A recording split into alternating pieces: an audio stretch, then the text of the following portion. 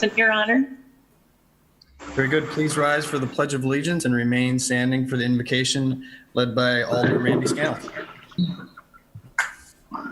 I pledge allegiance to the flag of the United States of America, and to the republic for which it stands, one nation, under God, indivisible, with liberty and justice for all.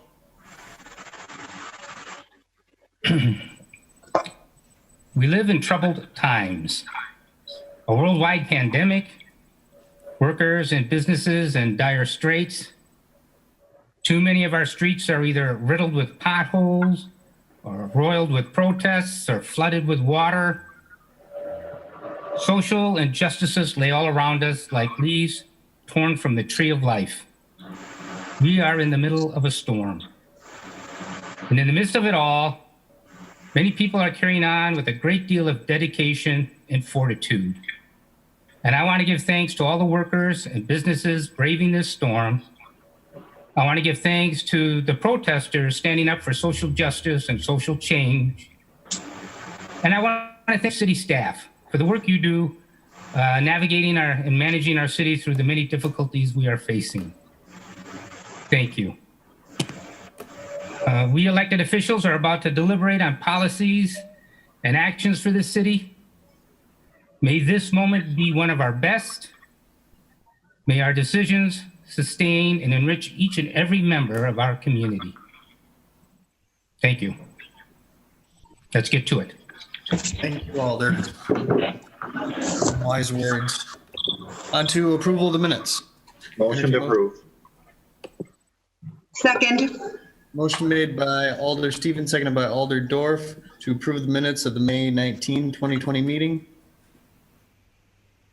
Changes there? Seeing no requests, all in favor, please signify by saying aye. Aye. Aye. It's been approved. On to the approval of the agenda. So moved. Second. Panel, seconded by Alder Stevens. Any changes there? All right, seeing no requests, all in favor, please signify by saying aye. Aye. Aye. Agenda before you has been approved. On to the report by the mayor. So as was alluded to in the invocation offered by Alder Scannell, it's certainly a trying time here in the city of Green Bay and the state and across the country, especially with regard to some of the unrest that we've seen. I was out there with Commander Warwick on Saturday night and along with the chief on Sunday night to witness some of the activities. As I've said, the actions on Saturday night involved some tense moments, certainly, but was thankful that there weren't any violent outbursts. Of course, that wasn't the case on Sunday, and witnessed things that I never anticipated seeing in the city of Green Bay. Some really dangerous and violent actions were taken, and I think it's important for all of us, you as alders, myself as mayor, all community leaders, to reject all violent and dangerous actions, to demonstrate unity, demonstrate a real willingness to listen and to learn, however, to the voices that have been raised, the voices that are asking us to be better, to do better, to strive for better things for this community and every single individual who lives here. So I'm incredibly grateful to our police chief, the entire command staff, and all of our officers, the men and women who are on our streets keeping us safe every day, the assistance offered by our fire department and EMS. Been impressed again and again by their dedication to the safety of this community, and just would ask us all to do whatever we can to keep Green Bay safe in the days ahead. Just also wanted to touch on a couple of other items before us on the agenda. There will be the informational item, the parks reopening plan. I know there was a lot of discussion and debate about that in committee, and just want to thank Director Ditchite, Assistant Director Anderson, and all the park staff for the work that was put into developing that plan.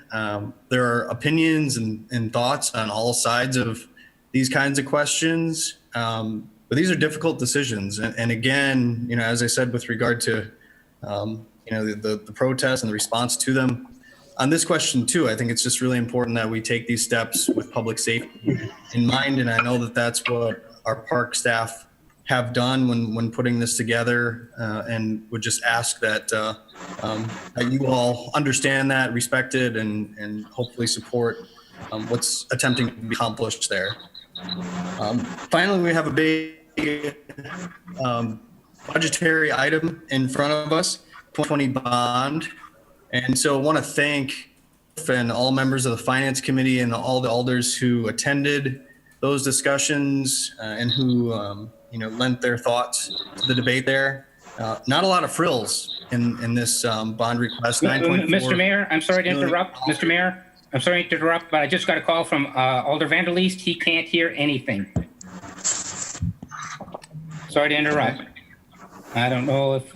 Thank you, Alder. I'll have Mike run. Mike, Hello, this is Mike Ronick. I will assist him. Okay, thanks. Thanks, Mike.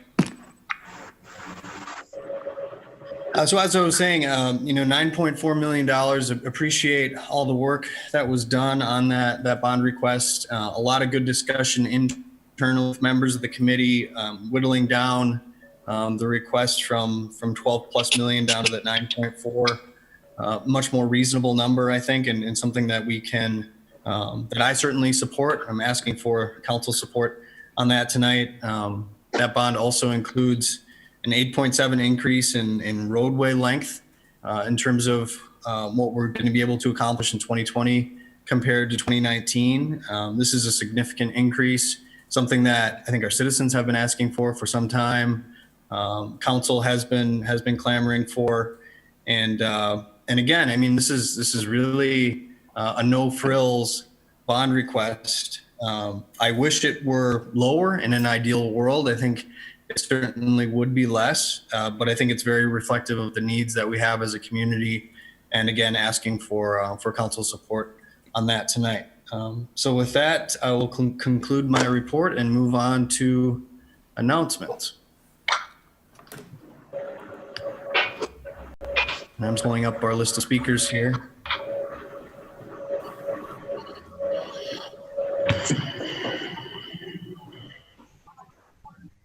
Any announcements? All right. Seeing none, we'll move on to appointments. I have a correction. Yes, Alderdorf, go ahead. Thank you. For that new appointment, Erin Lawler, 409 North Maple Lane, 54303. She is replacing Mary Borowitz in the Housing Authority, and her term actually will expire on 8/1/2024, not 6/25. So I move to correct that appointment. Okay. Second. Appreciate that. Motion's been made and seconded to amend or correct the appointment of Erin Lawler with the term to expire 8/1/2024. All in favor signify by saying aye. Aye. Aye. That amendment is adopted. That change has been made. So now we're on new appointments as amended. Motion to approve? Second. Motion made by Alder Scannell, seconded by Alder Dorf. Any discussion here on new appointments? Alder Galvin. Alder Galvin, go ahead. You're muted. Sorry about that. Give me a couple years, I'll get used to it. I'd like to abstain. Obviously, I'm up for reappointment. I don't think it's right that I should be voting. We're not. What's that? We're just on new appointment. Oh, I thought we were doing them all together. I'm sorry. I'll go back to being muted. So Alder's, because of Alder Vanderleest's technical difficulties, we're gonna recess here for a bit until Director Hronik is able to assist him. So if you could just hold tight here, we'll recess for 5-10 minutes, and I'll let you know once that's been resolved. Okay. Alder Vanderleest, we can hear you. Okay, I'm sorry about the inconvenience. No, no problem. Ready? What number are we on? So we held for you. We're just on reappointments. So I will No problem. call to order the meeting again. The meeting here. So we are on reappointments. Move to approve. Did we approve the appointments? I don't think we approved the appointments, did we? No, I'm sorry. We are on new appointments. So I will entertain a motion on new appointments. Motion to approve. Second. Motion made by Alder Scannell, seconded by Alder Dorf. All in favor, please signify by saying aye. Aye. Aye. Nay. The ayes have it. The new appointments are approved under reappointments. Second. Who made the motion there? I did. Alder Scannell moved, seconded by Alder Stevens. Any discussion? Hearing none. No, Alder Galvin. Alder Galvin, go ahead. I'd just like to recuse myself from voting on my reappointment. Very good. That will be noted. Any other? Hearing none, all in favor will signify by saying aye. Aye. Aye. Aye. Opposed, nay. The ayes have it. Those reappointments are approved. On to ordinances. Motion to suspend the rules?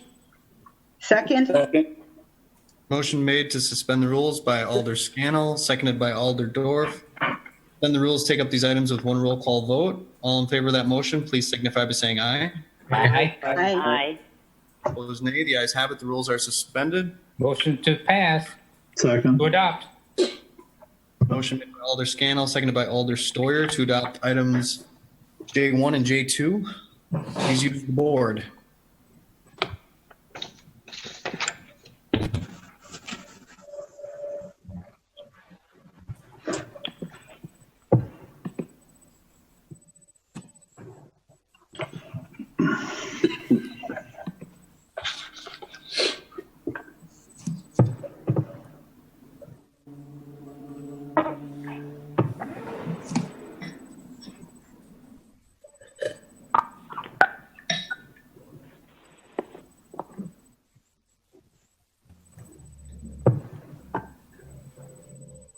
Those ordinances are adopted 12-0.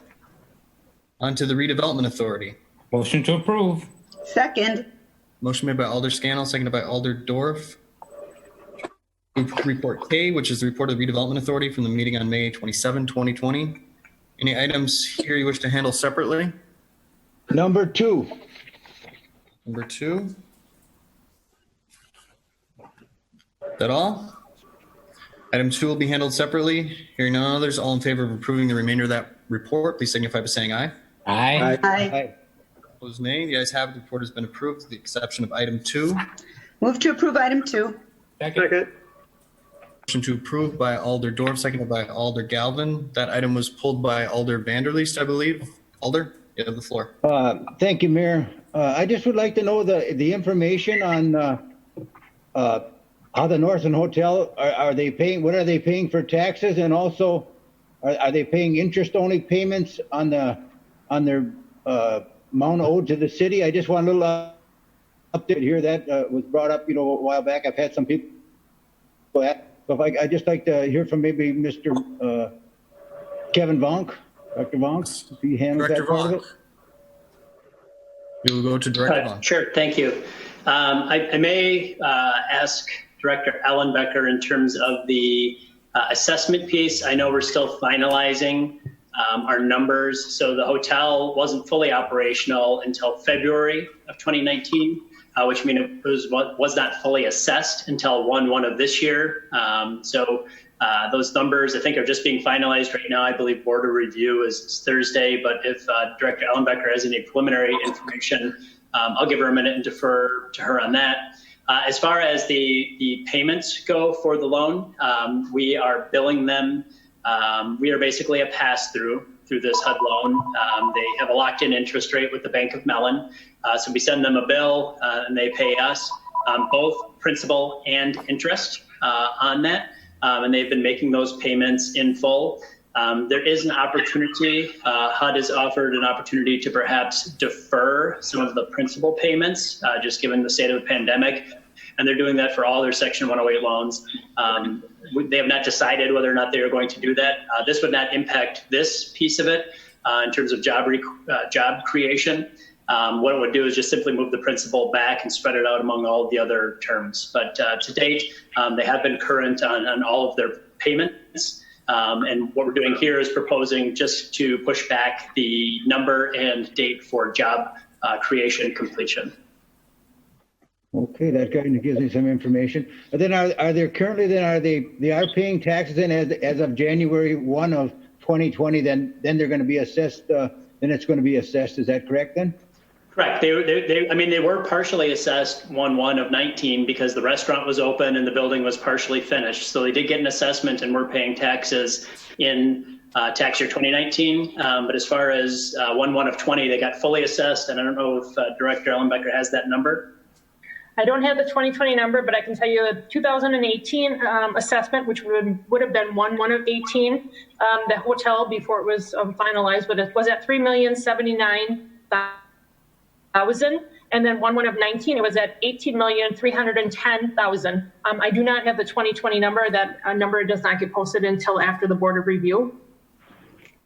Okay, that kind of gives me the information that I was seeking there, and it sounds like things are going well. Then, as far I'm just hoping they can get back to business as usual and move forward and be a success. So, thank you very much for that information. I appreciate it. Sure, Alder. Any other further thoughts, questions on this item? Seeing no other requests to speak, all in favor of the motion, please signify by saying aye. Aye.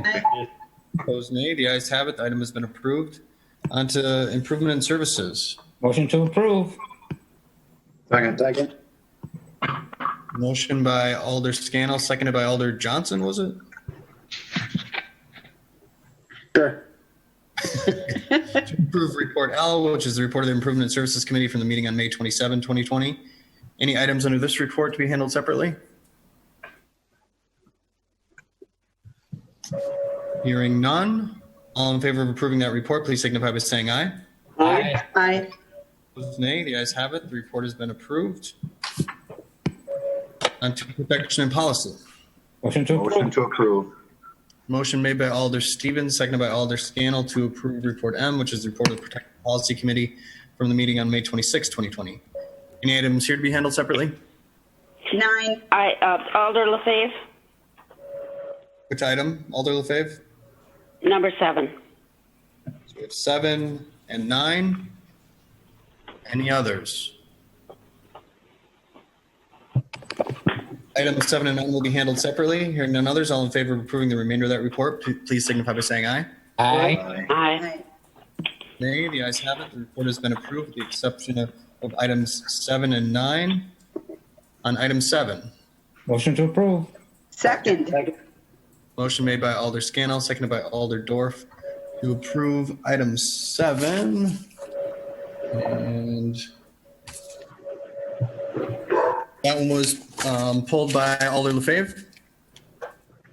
Yes, thank you, Mayor. I would like to include a sunset clause and make the motion in effect until Brown County Health Department deems the coronavirus pandemic has passed. Hey, is that because I feel that this is not a necessity. They said that some people don't want to go in right now because of the pandemic. Once it is cleared, then I think people should be able to go in and get their alcohol from the grocery stores or wherever they want to get it, walk in instead of ordering it online. I believe the groceries, that's proper to do it, but we had voted this down twice to allow them to order it online and go and pick it up. And so I believe that this should have a sunset clause. It's only because of the pandemic that people feel that they cannot go in and get their alcohol. Thank you. I'll second it. Okay, that's motion made to amend item 7. That was seconded by Alder Weary, was it? Yes, Mr. Mayor. Thank you. I'm just going to go to Attorney Chavez, maybe for some insight on how that might be worded. I'm not sure that public health necessarily deems that the coronavirus is not with us any longer. So just looking for some insight there from Attorney Chavez. There are a couple of options. One would be to have it have a date certain. So, for instance, if we allowed it to, it would be adding language basically saying that this ordinance would be repealed as of December 31st, 2020, for example. Another alternative would be to tie it to the state of emergency, probably at the federal level. And so with that one, once that would expire, that is when that's when the ordinance will be repealed. The language for that one would probably be along that. So will automatically be repealed as of the date the federal emergency expires. Thank you for that, Attorney Chavez. I'll go back to Alder Lefebvre for thoughts. Yeah, either one, I guess, would be okay. However, the law department feels that this would be appropriate for this motion. Our recommendation would be to have a date certain attached to it. I'm sorry, I didn't catch that. The recommendation would be to have a date certain attached to it. So you just pick a date that it would automatically be repealed. Okay, a date. Okay. Yeah, I suppose December 31st, 2020. Okay, so that amendment is to amend item 7 to include a sunset date of December 31st, 2020. That motion was made and seconded by Alder Weary. Discussion on that amendment. Alder Dorf. Thank you, Mayor. So I'm definitely opposed to the amendment, and I'm in favor of the motion as originally stated.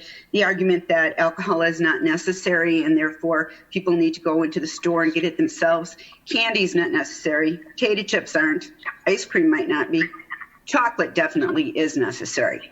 But there are many things that aren't necessary to people. And that argument just fails with me.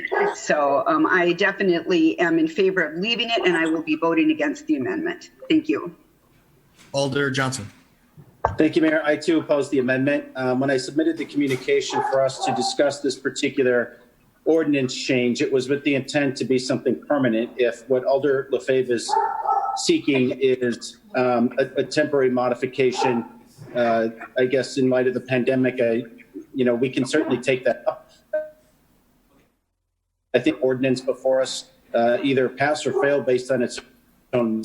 And then if, additional conversation is required about it, for example, if it were to fail, an additional conversation were to be required about the merits of a temporary extension to align with the pandemic, I think we can have that at a later date. So I encourage council to reject the amendment. Thank you, Alder Scannell. Thank you, Your Honor. I believe there are some interested parties who would like to speak on this. So I'd like to make the motion to open the floor. Second. Been made by Alder Scannell, seconded by Alder Dorf to open the floor. All in favor, please signify by saying aye. Aye. Aye. Aye. The ayes have it. The floor is open. Are there any residents who would like to speak? So please, if you would like to speak. Good evening. My name please. is Frank Abnett. I am the Vice President of Operations with Festival Foods. Okay. And your address, sir? It's 1634 Trinity Ridge Circle, De Pere, Wisconsin. Very good. Go ahead. Obviously, during these unprecedented times, we're seeing a lot of different shopping patterns and what have you, but I think it would be remiss to say that this is only affecting during this COVID time. There are many people that are handicapped that are unable to get into the stores to get what they want. Unfortunately, in some people's view, alcohol is not necessarily a must buy, but for those people that are handicapped that choose to partake in that, they don't have a method of purchasing it. So we do have 25 locations that currently offer sales in the parking lot with Click and Go. We've had 0 incidences we take that responsibility very serious at Festival Foods. We make sure that all of our people that go out and deliver to the cars have a valid liquor license, so it's no different than a bartender or anybody that's in the store that's responsible for the sales of alcohol inside the store. And then we also have camera surveillance. These transactions are not completed until the customer does show their ID in these other locations. And we would certainly make sure that that would continue in any ordinance that we'd have the opportunity to help support at this level. So we appreciate the consideration. Again, yes, it is part of COVID that shopping patterns have changed, but in the end, there's many people that can't get into the stores that we're trying to help with this, along with the convenience factor, but there's different sides of this to weigh. So thank you. Thank Question, you, sir. Your Honor? Yes, Alder Scannell, go ahead. What are the other locations and how long have they been operating like this? I can list through them. Holman, Wisconsin, Mauston, Madison, Wisconsin. They're all Wisconsin, so I'll just list them off. Verona, Port Atkinson, Janesville, Kenosha, Hales Corners, Summers, Mount Pleasant, Marshfield, Bellevue, which is obviously adjacent to us here, and in some cases that does give some stores a competitive advantage or a competitive disadvantage, depending on how you look at it. Quantico, same situation. De Pere, same situation. Kenosha, Eau Claire, there's 3 locations that we have there in different suburbs of Eau Claire. Fond du Lac, Oshkosh, Menasha, Darboy, Northland, which is Appleton, Sheboygan, and Manitowoc. And it varies on the dates. The longest standing would be Sheboygan, and that's been over 2 years. Okay, thank you. Any other questions? Okay, entertain a motion to close the floor. Move to close the floor. Second. Motion by Alder Dorf, seconded by Alder Storier. All in favor, please signify by saying aye. Aye. Aye. Opposed, nay. Ayes have it, the floor is closed. Do I still have the floor, Your Honor? You, Alder. Thank you. Okay, I've been a proponent of this from the get-go, and I'm still a proponent of this. I think this is the wave of the future. I think it's just another way of doing business. I don't see it as anything that promotes alcohol or is a problem with distributing alcohol. So I think this is just a benefit to the stores and to customers, which I think is something we should, promote and support. So I fully support not having a sunset clause and just enacting this. Thank you. Thank you, Alder. Alder Galvin. Your Honor, Alder LaFave said this is we've voted on and voted this down 2 times before. I'm opposed to this, but I'm also opposed to, if that's true, if this is the 3rd time we're doing this in a year. Again, I thought there were some regulations against us keep bringing the same thing back up, wishing for a different kind of result. And if Attorney Chavez or whoever could give her legal opinion on that, I would appreciate it. Sure. I would just say, this item actually hasn't been before since I've been mayor, so it has been at least a bit more than a year. And we do have a new council. But with that, we'll go to Attorney Chavez for any further thoughts or comments. Yes, sir. So what we discussed last time was whether or not it depends on how the council is just identifying its session. If we tie it to the calendar year, or if we not to the calendar year, if we tie it to the terms of the council, or if we tie it to each individual meeting, we are in a new council term and it has not been brought up during this council term. So there would be nothing that would prevent it from being heard at this point. In addition, if there are changes that are made to the document, that is something that is able to revive it essentially, because then you're voting up. And my recollection was that it was only brought for adoption as ordinance once. It was sent back to staff a couple of times. And so I think it made its way through committee, but it never actually made it to an ordinance where it was actually, like, it kept getting sent back is my recollection. All right, thank you very much. So I stand corrected. I'm still against this. I'm going into my third term. We discussed the effects of alcohol in our community, the scourge that it is. I'm not saying that Festival Food is an irresponsible operator, but everyone that we approve, we think, is going to be a responsible operator when it comes to the distribution of alcohol. And we've seen time and time again where once we open the Pandora's box, we can never close it. We've had trouble with gas stations and the convenience stores with alcohol related to that. We've seen the trouble with the taverns time and time again. And the comment has always been, and even from the people that are in support of this, is, yeah, if only we could do something, but once everyone's got it, then there's nothing we can do about it. And I think at some point as a community, we need to start drawing a line in the sand, and we have to start saying that we're going to start being more responsible about how this community views, looks at, and obtains alcohol. Thank you. Thanks, Alder. Alder Gerlach. I withdrew my request because I don't know that I have anything particularly helpful to add. I would just say that the only thing I don't think we want to do is to tie this to the pandemic. I think it needs to stand on its merits. I think it's a well-written ordinance, but I listened to Alder Galvin, and I take what he has to say very seriously. I don't know the right answer, but I don't think we should tie it to the pandemic. I think that's just going to open a Pandora's box in the future. Thanks, Alder. Alder Weary.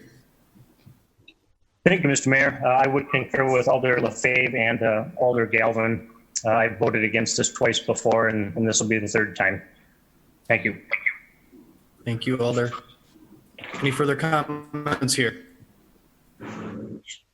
All right, hearing none, we had a motion to amend. It was seconded. So we have a sunset date of December 31st, 2020 proposed here. We're going to go to the board on this amendment.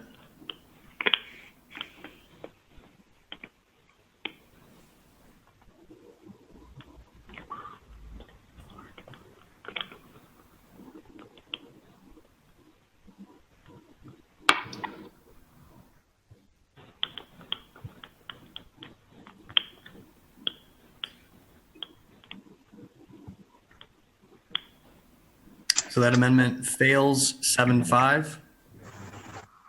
Your back self. Move to approve. Okay.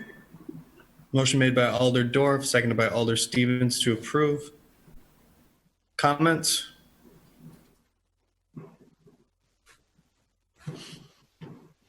Hearing none, we'll use the board again on this.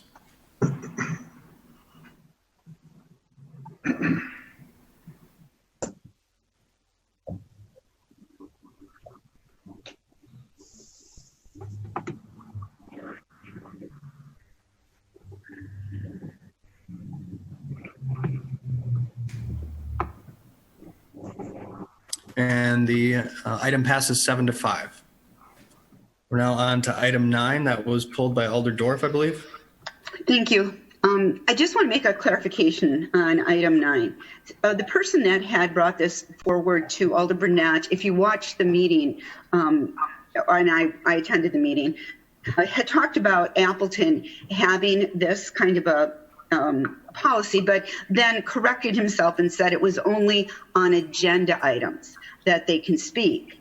We already allow the public to speak on any agenda item. So I'm going to vote against this. I'm not going to change the motion. I'm not going to do, anyone can look at it if they want, but to just have open season on non-agenda items, that is not what Appleton is doing. And I just want to make sure that that's clearly understood.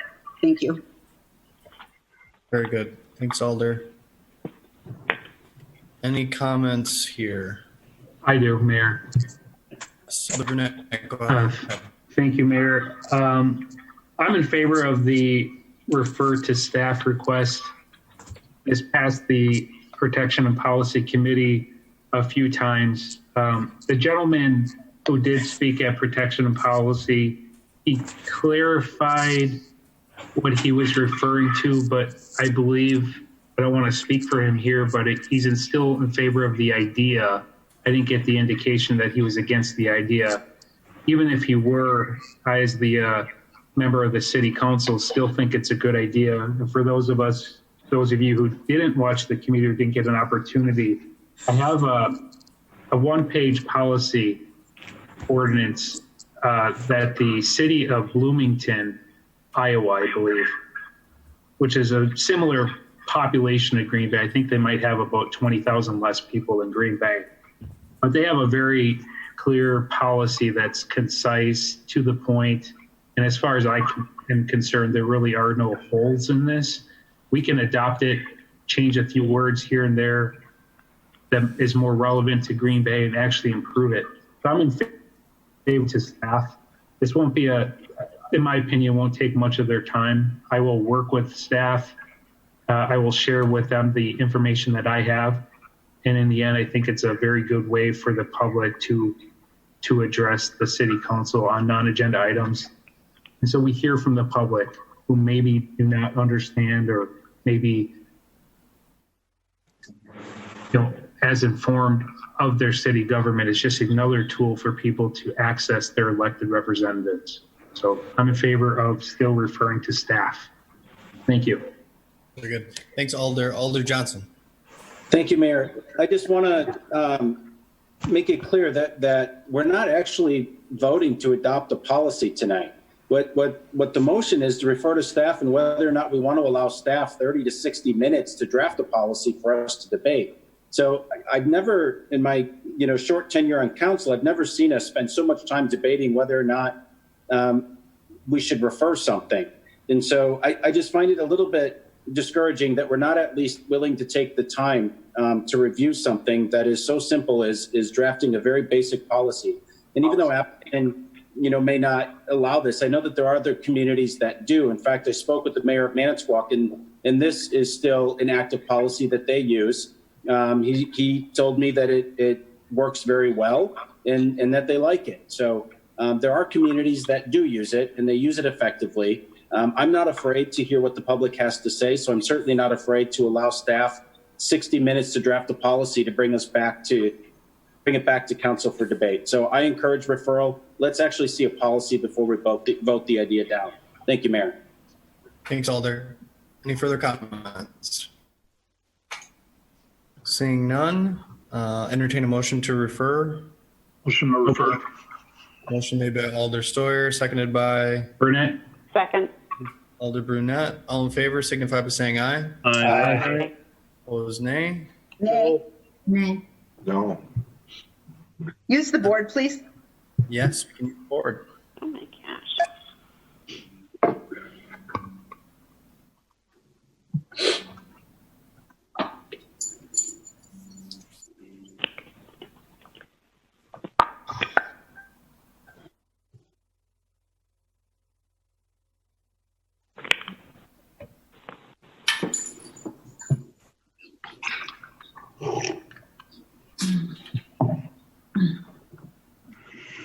All right, has been referred on an 8-4 vote. We are on to report of the Protection and Policy Committee granting operator license. Move to approve. Second. Motion made by Alder Weary, seconded by Alder Vanderleest to approve Report N, which is the report of the Protection and Policy Committee granting operator licenses. Any names for which you'd like to be recorded as abstaining? Any names under this report you wish to handle separately? Hearing none, all in favor of the report, please signify by saying aye. Aye. Opposed, nay. The ayes have it. The report has been approved. On to the Plan Commission. Motion to approve. Second. Made by Alder Corpus Dax, seconded by Alder Dorf to approve Report O, which is the report of the Plan Commission from the meeting on May 26, 2020. Any items under this report to handle separately? Number 3. Number 6. Was that 2? 2. 2, 3, and 6? Anna.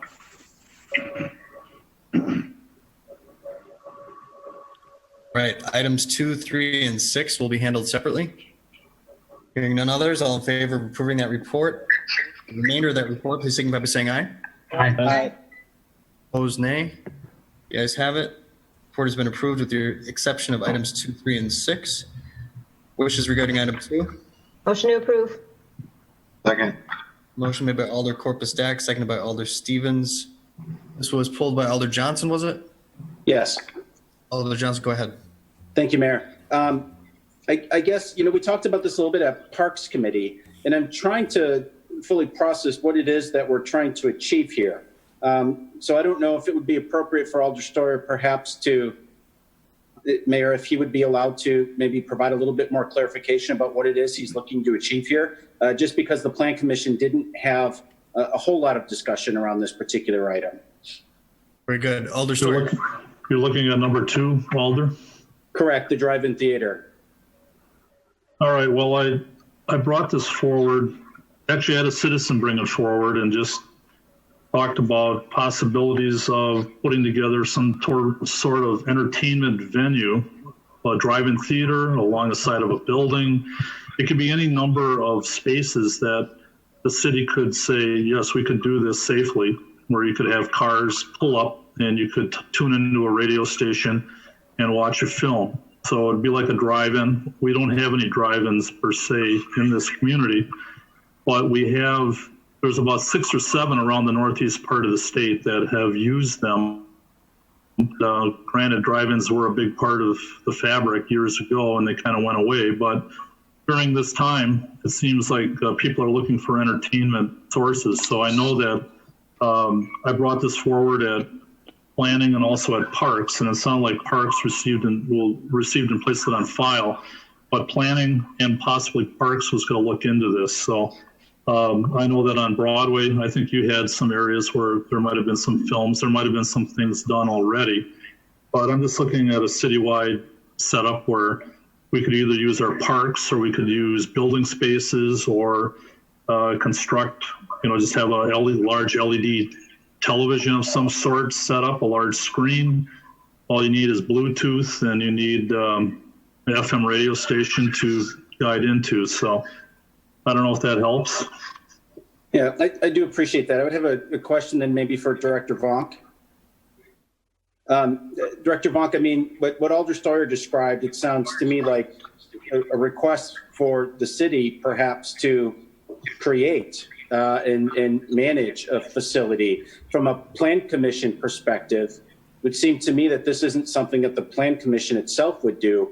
From your perspective, particular item, what would be Plan Commission's responsibility on this?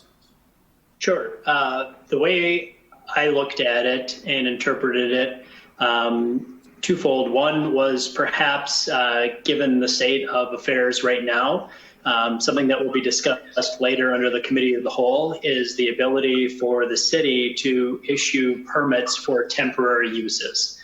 Whereas Public Works would be able to issue temporary permits for uses on public right-of-way, streets, sidewalks. Parks Department would be able to do so for city parks. And the same way our department, Community and Economic Development, could provide them on private property. And so what I would see this as, fitting into that issue of temporary uses, if somebody proposed to do this entirely on their own property, could we look at it and say, yep, it meets, basic principles of health, safety, welfare? We'd look at things like the site arrangement, ingress, egress, facilities that were provided. And could we say, yep, you could do a virtual or a temporary drive-in theater? I think as we will talk later on some of these temporary uses, I think it provides a good opportunity for us to do some small calculated experiments on whether things work or don't work. And maybe we'll go back around and make some permanent changes to our ordinance to maybe allow for different uses in different types of zoning districts. But the way I saw this is feeding into a larger picture of, all right, how are we going to look at temporary uses up front, but then the longer term of, okay, could some of these be perhaps more permanent. And so that was the reason to go to staff and then come back in June, is that we would regulate things if somebody wanted to do this totally on the private side. Okay, and I just want to be clear, I'm not opposed to the idea of it. I just want to make sure that we're not sending staff on a wild goose chase, where it's like identify every site, every setup that could possibly occur within the city of Green Bay, when we don't actually have somebody requesting to do this, or we don't have a user for this particular service right now, which is why I suggested that it almost makes more sense for the Parks Department if the Parks Department were to explore actually executing it versus just determining from a planning perspective what could or could not happen. So that's why I'm just trying to maybe, again, do you feel comfortable, Director Vonk, that Plan Commission is an appropriate place for this particular item, given its current status?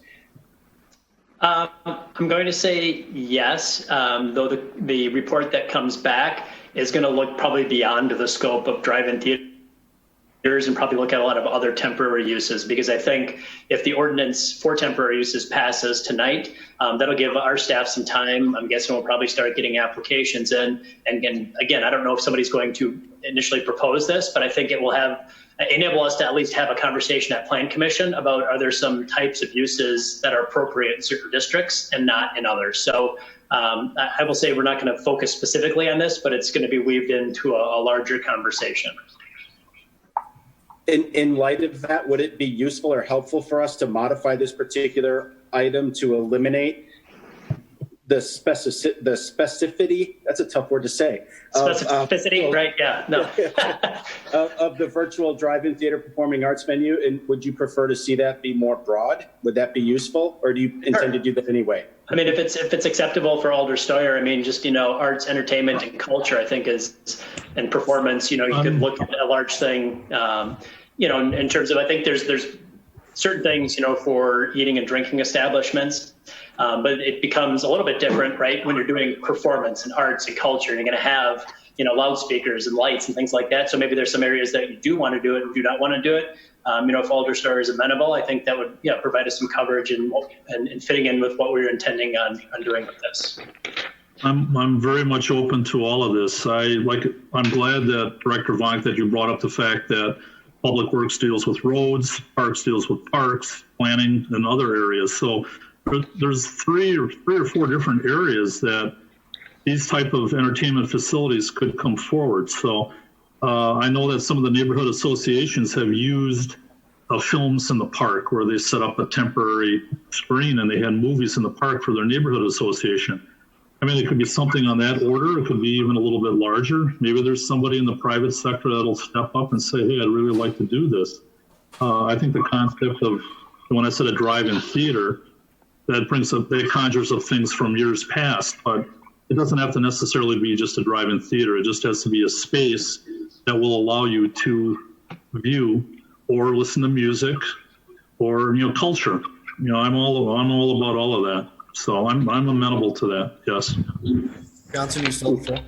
Yep. So quite frankly, I guess given what Director Vaughn said, I feel no inclination, I guess, to have to propose amendment and go through that effort. If anyone in council wants to halt Director Vaughn's intention of maybe bringing back a little bit broader scope on that, they can propose that amendment. But otherwise, I'm comfortable with it as is. So thank you for those answers. Okay. Thanks, Alder. Any other comments? All right. We did have a motion and a second. All in favor will signify by saying aye. Aye. Aye. Aye. Opposed, nay. The ayes have it. The item has been referred. On to item 3, wishes. Motion to approve. Second. Motion made by Alder Corpus Stack, seconded by Alder Dorf. And this item was pulled by whom? Alder Vanderleest. Alder Vanderleest, go ahead. Thank you, Mayor. At 2475 Shady, we've done a lot of neighborhood. I had about 2 people in the neighborhood that were in favor of the conditional use permit. And I had over 20 people that were not in favor of the conditional use permit. And, the neighborhood is, starkly against it as far as, they don't want this particular permit to be granted. And I'm representing the people that are in my district that are, pardon? people in my district that they don't want it. And basically, we went through the planning commission approved it. And, they heard all the arguments of different people that called in. I'd like to open the floor. There may be some people here that would like to, address the council on it as well. And, I got a list of about over 20 names that people did not want it. And I don't feel that people that are in our district that are opposing it, I feel that, their message should be heard loud and clear. And those are the people that I'm representing, and I'm representing the people that want. You do not want the conditional use permit in this particular neighborhood. So that's why I'm opposing it. And if we could open the floor in case anybody would like to speak, I would make a motion to open. Go to open the floor. sorry. I was just wondering if Director Vonk and if necessary, Attorney Chavez could just sort of give us the lay of the land in terms of what our legal abilities are. We have some real constraints on our authority based on what state law is in this area. Director Vonk? Sure. Thank you, Mayor. We talked a little bit about this at Plan Commission, and when it comes to conditional use permits, the state has preempted us in terms of our ability to really deny CUPs. In 2017, Wisconsin Act 67 passed. It's in the statutes under section 59.69. And really what it did is for local governments said, you can have, conditional uses. It doesn't change the zoning, but in certain zoning districts, you need to go before and get a conditional use permit to do something. It's not outright expressly permitted. You need a conditional use permit. Now, if that applicant goes through and agrees to meet all of the requirements or conditions that a community has put in place that are imposed, then the entity, the municipality, has to grant the CUP. It is allowed to place additional conditions on the applicant or on the property owner, but they have to be reasonable. And they have to fit within, again, the realm of the zoning ordinance, and in terms of they would be uniformly applied to other properties in that zoning district. And the only reason that a community could deny a CUP, if there's substantial evidence brought forth that says, look, this is going to impact health, safety of the community, of the neighborhood, of the property. Documented substantial evidence, that is the only reason that a community can deny the CUP. But if the applicant checks all the boxes, meets all the conditions, and those conditions are deemed appropriate, the city has to issue the CUP. We as staff felt there's already in our ordinance a list of certain things, home businesses, which this is for, can and cannot do. So there's already kind of, I think, 7 conditions pre-built in. We recommended another. I think Plan Commission added another. If there's still further concerns, this council could add another. But with that, we believe that it is appropriate to recommend approval of that because they are willing to meet those conditions. So that's just kind of an overview of the scope. I don't know if Attorney Chavez has anything else to add in terms of our ability to deal with these CUPs. Nope, that pretty much covers it. Away the discretion from the council and made it that they used the word shall, meaning that we don't have an option. If the conditions are met, the council is obligated to grant it. For us, we are open to liability. I think those laws should be challenged personally. I think the neighborhoods have the ability to say they don't want it, and I think they should be heard loud and clear. I know Alter Galvin had issues in his district as well. And as far as granting, in other words, it was the same kind of conclusion. In other words, what's the sense of going before the planning commission and spending all the time before the planning commission when they're going to grant it anyway? I don't feel that that's right. I think that the citizens should be heard, and I think they should have the authority to say no. In other words, if over 20 some people in the neighborhood don't want and we're going to say, yeah, you got to have it. And the state's out of line. I feel they're out of line. Yep. Appreciate that, Alder. And, when I served in the legislature, I opposed the legislation, but the law is the law. And it's just important for us all to understand what the laws of the state of Wisconsin are. So I just wanted to have that established before we got further input from the community. But with that, entertain a motion to open the floor if there are residents here. So moved. Motion made by Alder Story, seconded by Alder Weary. All in favor, please signify by saying aye. Aye. Aye. Okay. The ayes have it. The floor is open for residents.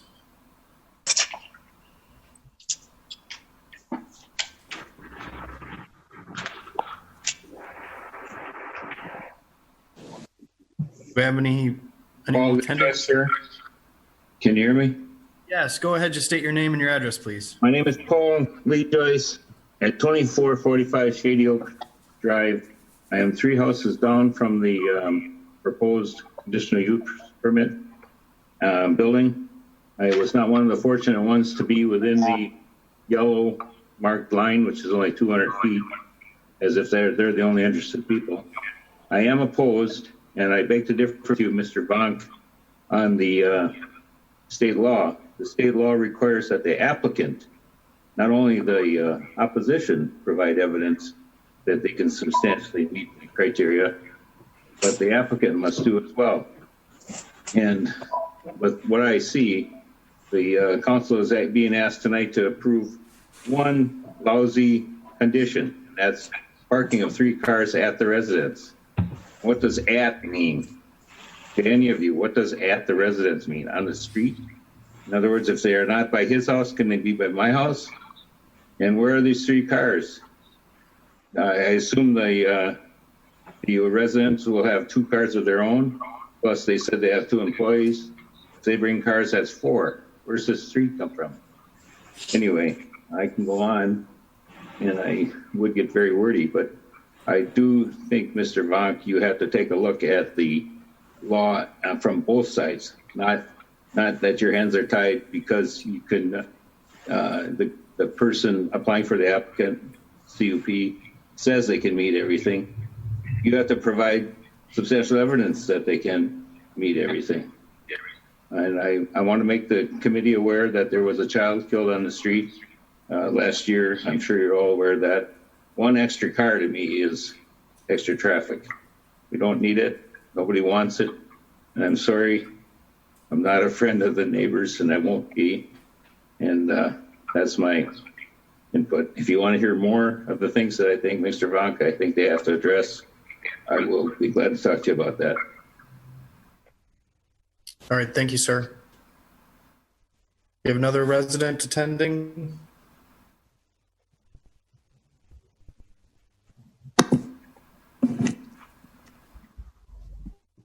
Okay, my name is Ann Schmidt. I live at 2466 Shady Oak Drive. I also oppose the granting of the permit. My concern also is the increased traffic. And I agree with Alderman Vanderleest. Maybe it's time that you challenge that state law. I've been a taxpayer for 28 years with the city. One thing that I'm going to ask you for, I've never asked for anything from you before. And I think that you need to take the 20 taxpayers that you have and listen to them. Thank you. Thank you, ma'am. Other residents?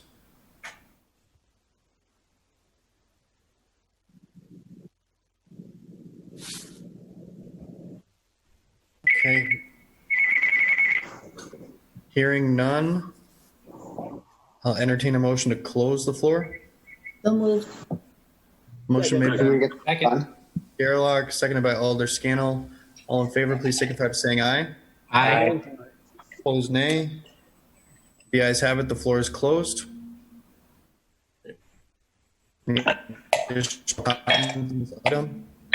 Alder Dorf. Thank you, Mayor. I understand where Alder Vanderleest, I understand his concerns. I've certainly heard from some of the neighbors who have called and who have emailed me, and yet my concern is about the city and the potential liability that we would be open to. If we deny this, we're open to being sued because we would not be following the state law as I understand it and as it has been explained to me. So I'm going to have to vote to support what Plan Commission did. Well, at the same time, I'm sorry that the neighbors feel so badly about this. Thank you. Alder Galvin. Thank you, Your Honor. First off, I understand where Alder Vanderleest is coming from. He's got 20 constituents, and he certainly has to support their viewpoint, and I agree with that. But when this same item came up in my district, there was a lot of concern from neighbors. And I don't know if maybe things weren't explained the same way at the meeting for Shady Oak as it was for in my district. But at the end of the meeting, anyone that was in opposition changed their minds and they supported it. The reason being that they felt this was going to be extra traffic. They felt it was going to have people all over the place, cars, large signs, and they were reassured when they found out that the signs could be no bigger than the sign that any resident could use to display their address numbers, for example. That the owner wouldn't be allowed to pave over part of the yard to make a bigger parking lot, and that it could only be operated during certain hours, and that they couldn't have large groupings of people there, that it had to be kept small, and so it wouldn't disturb the neighborhood. So I would have to say that, when everything was done, my concerns were satisfied. And like I said, my neighbors' concerns were also satisfied. Thank you. Thanks, Alder. Alder Gerlach. I do also feel for Alder Vanderleest. It's a difficult position to be in. On the other hand, I sat through the entire commission meeting and listened to all the testimony. I've read all of the letters. There was a letter by someone named Bonnie Van Egren that was not ever read. I hope the rest of the alders have read it. She lives next door to this property, and she is fully in favor of it and supports having the Schraders move in and do their photography business. I've had phone calls. I've had email, and I have gone out looking for evidence statute, and it says that we can deny a conditional use permit only on the basis of evidence, not on the basis of opinions and speculation. And I couldn't believe the speculation that I was hearing at that meeting, the wild speculation being mown down in the streets by traffic. There's even a letter from people who live on a different street saying the traffic's going to come and turn around in our street. And I want to remind people that in the letter of application that Ms. Schrader had with everyone, she stipulated that no more than 50% of the business would be handled in her home. And she said that it would all be done by appointment. And she said all the appointments would be between 9 a.m. and 6 p.m. Monday through Friday. And then someone took that to mean and stated she's going to run this business from 9 a.m. to 6 p.m. every weekday. It's just simply a misperception, and it's based on fear, and it's gotten out of hand. To think that one photographer can possibly create that much traffic. And I don't know, and this letter from Ms. Van Egren was not read at the Plan Commission. And also there's a letter by the trust that owns the home. And I thought it was interesting that this gentleman pointed out that his father, who lived there until he died earlier this year, ran a business from his home the whole time. He was a financial advisor and an insurance agent. So I feel for people, but I also feel that someone has put some fear into them, and they're not really thinking logically here. We have to have evidence. I look that having a home-based business in your neighborhood lowers the value of your property. I went looking for the evidence. I couldn't find the evidence. So we have to support this, and I don't feel bad about supporting it. If these folks bought the house next door and started their business, I think they would be fine. If they took pictures in their backyard, I'd take a cup of coffee out on my deck and watch. I really think fear has taken over, and people have lost a sense of the reality of this. I hope that the citizens... Who is she? Who is she? No, Alder, just continue on. Okay. I hope that the citizens will take a deep breath and take a step back and say, you know what? This could probably be a source of real pride for our neighborhood. And these could be some really good neighbors. So I will absolutely support this. I feel I have to, but I do it very willingly. Thank you, Alder. Alder Corpus Dax. Thank you, Mayor. When this came through the first time in Alder Galvin's district, I supported this. And as far as I'm aware, Director Vaughn, correct me if I'm wrong, but nothing's changed. There's no change aside from the address. And when we approved this the first time, I believe it was approved unanimously. Again, nothing's changed aside from the address. It's a photography business. It's by appointment only. She said that a lot of her work, it's not just taking the photograph. It's a lot of the work goes into the execution. I know someone had raised concerns about potentially hazardous materials being on site. She doesn't do any lab work. She sends that out. So that's not an issue either. Again, Wisconsin Act 67 does limit us, tells us that as long as that applicant is checking all the boxes and, meeting all those conditions that we as a council need to allow it. But along with what Alder Gerlach was saying, I support this, not because I have to, but because I support this. I mean, it's a photography business. There's only so much business that she can generate. Thanks, Alder. Thank you, Your Honor. I too sat in that meeting. It was a very lengthy meeting, and as far as Alder Vanderleest goes, I understand totally where you're coming from. In my 8 years plus years on council, I've dealt with numerous CUPs that have come forward. Sadly, we had one that went against us, and it would cause multi-million-dollar lawsuit against us. I'm not going to go into full detail. If you want to know, I can go into detail, but I do worry about the liability factor here. I think, talking about property values, I know the neighbors are all concerned about that. And again, it was brought up at Plan Commission, but also by our attorney, that you need to have proof that your property values would decrease. And I didn't hear anything. There was a lot of speculation by the neighbors talking about that, and it was kind of a fear thing. I have seen many CUPs come through this council, and this is one of the least difficult ones that I've seen. I mean, I can think of other ones that were a lot more egregious than this one. I'm not going to go through the whole list, but there was a standard list of 7 different checklists, so to speak, and I called planning.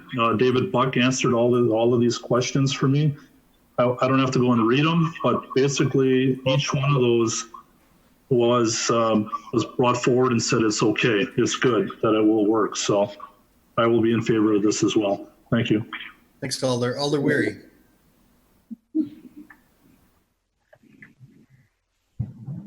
I think you're muted. Yeah, that would help.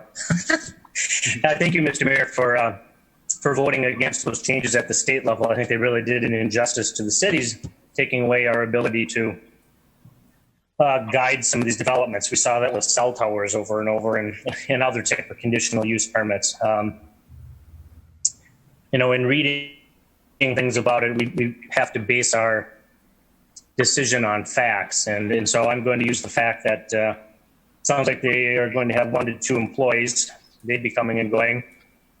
Clients would be coming and going 9 a.m. to 6 p.m. Both of those would mean increased traffic.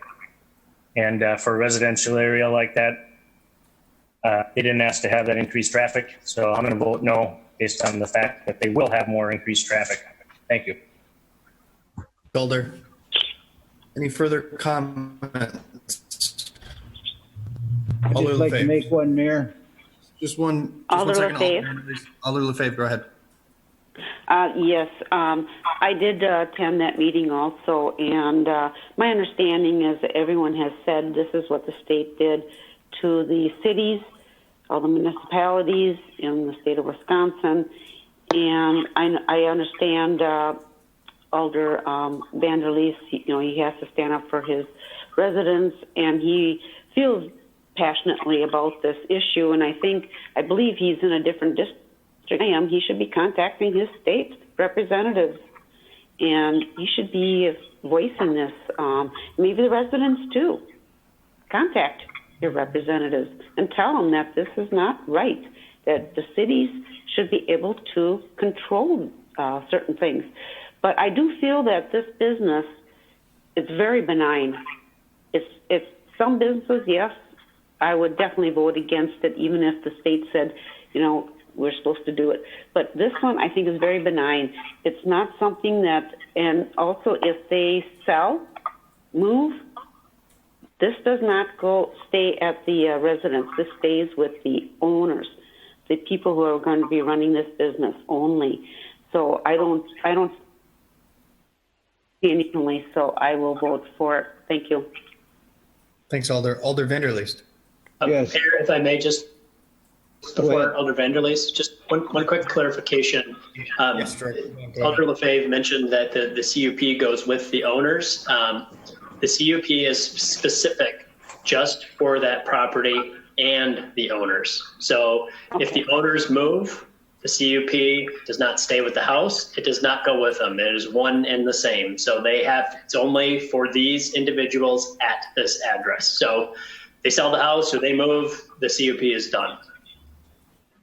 Thank you, Dr. Vonk. Sure. Yes, that's what I meant. Thank you. Okay, yeah, I just want to make that clear for your colleagues. Sure. Appreciate the clarification. Alder Vanderleest. Thank you, Mayor. I feel that we should challenge this. We have an attorney on staff. The thing is, if you approve it right now, it's in. And as far as, contacting your legislator, we're dealing with something right now. In other words, the people in this district, they don't want it. I can't support it. And I feel that they're just as important as the person that says they want it. And when you got 20 people telling you they don't want it, I feel that I'm standing with the 20 people that don't want it. And, all the things that they mentioned, Mr. Lee Joyce mentioned that there was a child killed on their street. These are facts. So I feel that we should challenge it and not approve it. I'm not supporting it. Thank you very much. Thanks, Alder. Any additional thoughts? Seeing none? I did not get in to speak. Can I speak? Entertain a motion to open the floor. Motion open the floor. Open the floor. Motion made by Alder Story, seconded by Alder Vanderleest. All in favor, signify by saying aye. Aye. Opposed, nay. The ayes have it. The floor is open. Ma'am, just state your name and address, please. Hello, this is Diane Anderson. I live at 2454 Shady Oak Drive. The concern is too with the traffic on the street here. I really wish, I've been listening in, and I really wish that we had more time to contact our legislatures, because this is kind of just like throwing in our laps a few weeks back. And we received letters actually put in our mailbox from these people who were attempting to put this into the home. And it didn't give us enough time to get together as neighbors and really discuss it and, put it forth to the legislature. I believe that Alderman Vanderleest that's what he's trying to say. I mean, this was just a few weeks ago. This is a very upgraded neighborhood. I don't know how many of you have ever driven up this street. It is just one street. We have lived here for 26 years, and our taxes are astronomical here and for the city. And I just feel that if we had more time, that people could contact maybe the legislatures and bring forth to put into maybe a different direction for having these kind of permits just dropped in our lap in the neighborhood. It would be very substantial and accordingly right for the citizens, just not in our neighborhood, but the entire city of Green Bay. And I will say one thing. I am not against these people that want to buy the house for themselves. What we are saying, the people that are did not want a business in running out of a house in this neighborhood because of the increased traffic, what has happened last year. Like I said, I don't know if anyone's ever driven up the street, but it has been very upsetting, and we have not had enough time to put into action anything to relate. And when I have to listen to an older person say, I would more than likely like to sit in my backyard and watch them take pictures. Well, you are not sitting in the backyard of that person. You are not that person that has the house behind these people who are actually going to be putting this in. There is nothing against the people. I want to make that very clear. It is all about the business aspect, the traffic aspect, and when somebody comments about the legislature and the law, this was kind of dropped in our lap. And I will just suffice with that comment, and I would thank you very much for listening to me. Thank you. Thank you, ma'am. Close the floor. Motion to close the floor. Motion made by Alder Dorf, seconded by Alder Corpus Dax. All in favor, signify by saying aye. Aye. Aye. Aye. Opposed, nay. The ayes have it. The floor is closed. We do have a motion before us. Use the board, please. All right, we'll go to the vote and use the board.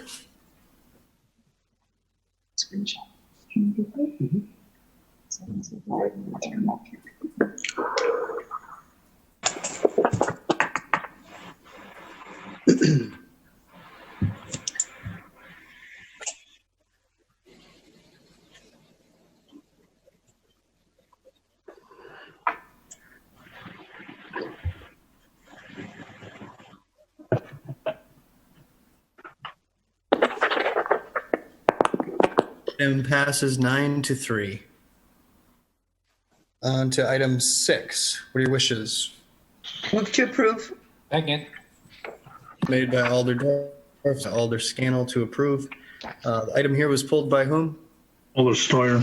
Alder Steuer, go ahead. Thank you, Your Honor. I just want to commend Director Vonk and his staff for putting this together. All the years that I've worked for the city and that, I never really saw much like this. And I think the fact that, I've seen too many projects come and go where there wasn't enough notice for the people in the area. And I think having this sign policy is a very good thing, that they're going further out and trying to be inclusive, and also having signage that people can look at and read very well. So I just wanted to commend Director Vonk, David Buck as well, and on the staff for a fine job on this. Thank you. Very good. Thanks. Are there any further comments on this item? Hearing none, signify by saying aye. Aye. Aye. Opposed, nay. The ayes have it. The item has been adopted. On to the report of the Finance Committee. Move to approve. Second. Made by Alder Dorf, seconded by Alder Scannell to approve Report P, which is the report of the Finance Committee from the meeting on May 26, 2020. Any items here to be handled separately?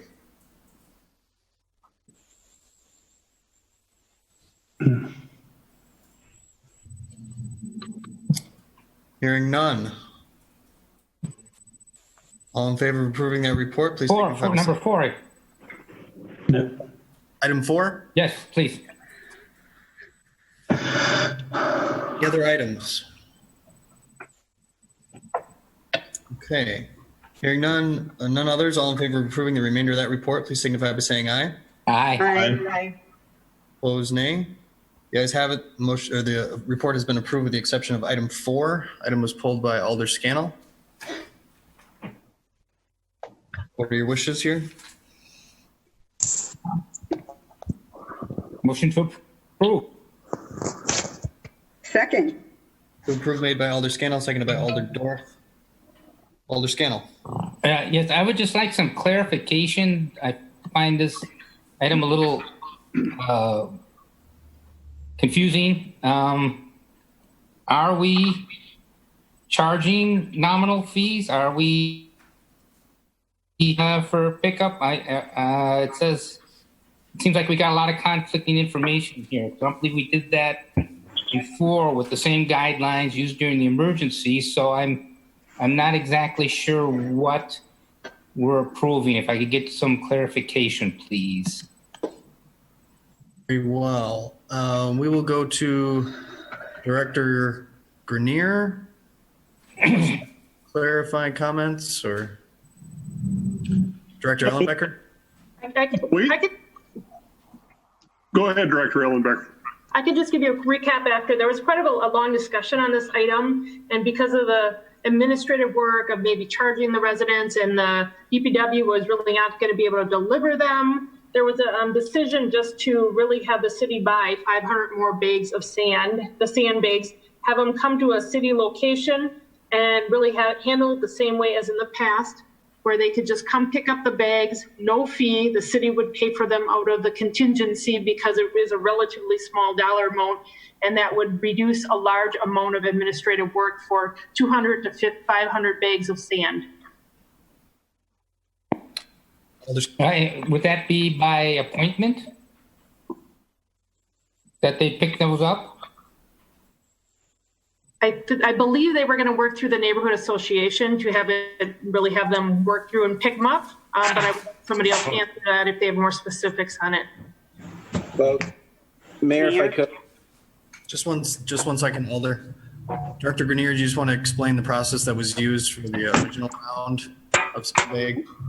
Well, the process that was used on the previous 10,000, the bags were stored at a storage location down at the former Badger Sheet Metal location off Broadway. And for the first 2 weeks, we had the facility open during regular hours. Then we went down to some limited hours and eventually ended with by appointment. So the way I would envision this moving forward, that 500 sandbags are going to be acquired and stored down at that same location that they were previously. And then we were anticipating working through the neighborhood association for appointment, and then anyone else, if there were bags left over, they would be made available by appointment for residents throughout the city. Okay, thank you. Thank you, Director. Alder Scannell, you still have the floor. That explains it. I'm good. Very good. Alder Johnson? Thank you, Mayor. Because I made the motion at the committee level, I just thought I'd offer a little bit additional clarification. The expectation was that that we would distribute these the same way that we did the initial batch. Additionally, I had made a request of Alder LaFave to simply talk to the mayor to see if he would be willing to authorize the purchase of these using his authority under the declaration of emergency, because really at the end of the day, we're talking about a couple $100 here. So it's not like a significant investment. This request is only being brought forward simply because we ran out of sandbags before the individuals who live in that area were able to take advantage of this. And obviously they are facing an imminent need. And so that was kind of the request. If the mayor could just do that, we could do it. But of course, it's before us right now anyway. So if council wants to take action on it, we can do that and put it to bed. And if it fails for any reason, I just wanted to point out that the mayor, unless council reverses the decision later on in the agenda, the mayor wouldn't still have the authority to make this happen. Just to clarify a little bit, that was contemplated, but we would have had to declare an additional emergency. We've got a few going on right now, so the decision was made not to declare the emergency, given the fact that we have this council meeting in front of us here. Attorney Chavez, did you have additional comments? Yeah, I was just going to weigh in and basically say two things. One, that it would have required an emergency declaration for the flooding, and that second, the mayor's powers are in between council meetings, and so when the council is able to act, the council actually has the power to act under the emergency as well. Very good. Thanks, Attorney. Okay. Mayor, may I speak? Yes, go ahead, Alder LaFave. Yes, I brought this forward because what happened before is that most people out here got such a short notice, and so it was all of the hours were during working time. Many people could not go then, and also people did not have vehicles to pick up. So I had, I know one resident down on Lakeside with the April flood, it went completely through his house, completely destroyed his house. Not completely destroyed it, but a good share of it. And so he definitely needs them. So, and I know some other people then said too, yes, we would like some, but we could not pick them up. So I made the request, and I thought, well, they were willing to pay for them, but because of all the logistics, it was kind of a nightmare for the city to try to do something with people paying and delivery. So I said, well, then we would, as an association, it probably will be me. I will make arrangements, and I will ask my son-in-law to help. I know he has a trailer, and my neighbor has a trailer, and we will do the pickups and delivery. 500 is not that many, but I do have a list of people who did make requests for these sandbags, and they're very appreciative to get them. And so I hope everybody here will agree to this item. Thank you. Thanks, Alder. Do I have a motion and a second? Your Honor, just one more thing. Alder Scannell, go ahead. Yes. I also got some flooding on the northwest side here, the far northwest side, and I do have some constituents who are also interested in getting some sandbags. Do we have enough? We're ordering 500. I believe the original request was 250, and I believe Alder Johnson asked to bump that to 500. I'm wondering if we should maybe even go a little higher. I'm not sure if, Mr. Mayor, if you know why the Alder Johnson asked to go to 500, or could check that with him. Could go to Alder Johnson if he is interested in answering. Yeah, the intent was Alder LaFave was going to talk to the residents in her area there and actually get a firm count in terms of what she would need it. So I just arbitrarily picked 500 so that we had a ceiling. So the motion was to say that we would authorize up to 500 sandbags. I mean, that's the logic behind it. 500 seemed to be a comfortable number. Thanks, Alder. Mayor, may I speak? Alder Scannell has the floor. Well, if Alder LaFave thinks she's going to use all 500, I would like to actually up that number a little bit to maybe 600. But if she thinks that there'll be some left over, then perhaps 500 is enough. I mean, we're not talking much money. Maybe, well, I'll wait and see what you know, Mr. Chair, about the number 500. Alder LaFave?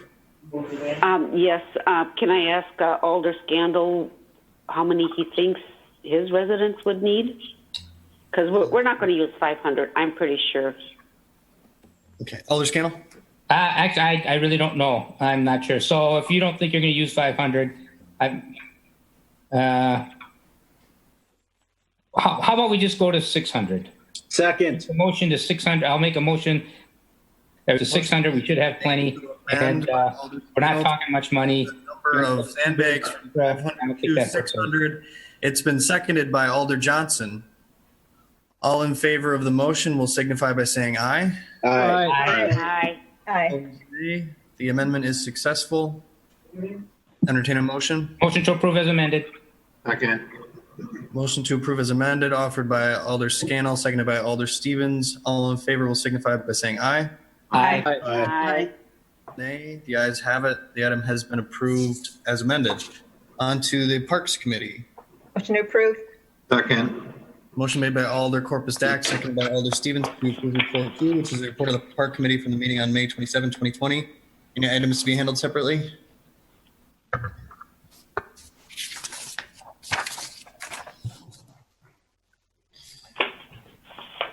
Hearing none. All in favor of approving that report, please signify by saying aye.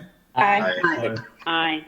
Opposed, nay. The ayes have it. The report has been approved. Under Personnel Committee. Motion to approve. Second.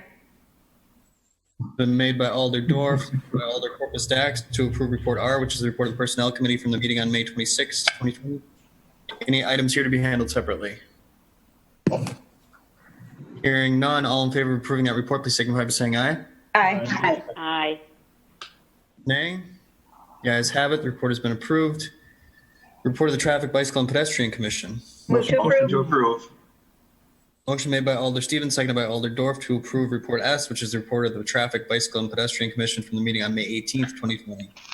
Any items here to be handled separately? 16, 17, 18, 19, 20, 21. 16 through 21. Correct. Any others?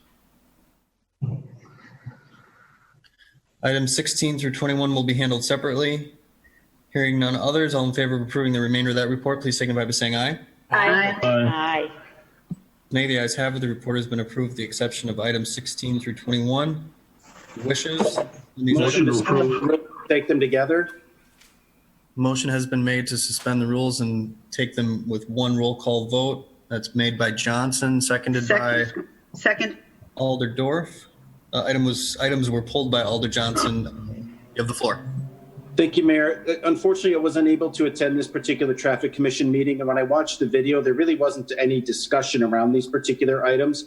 I do have some concerns about the excessive setback for some of these particular stalls, and so I would make a motion that we actually refer these back to staff just for some additional discussion. Second. Motion has been made to send items 16 through 21 back to, or refer to staff for additional work. Motion has been made by Alder Johnson and was seconded by Alder Dorf.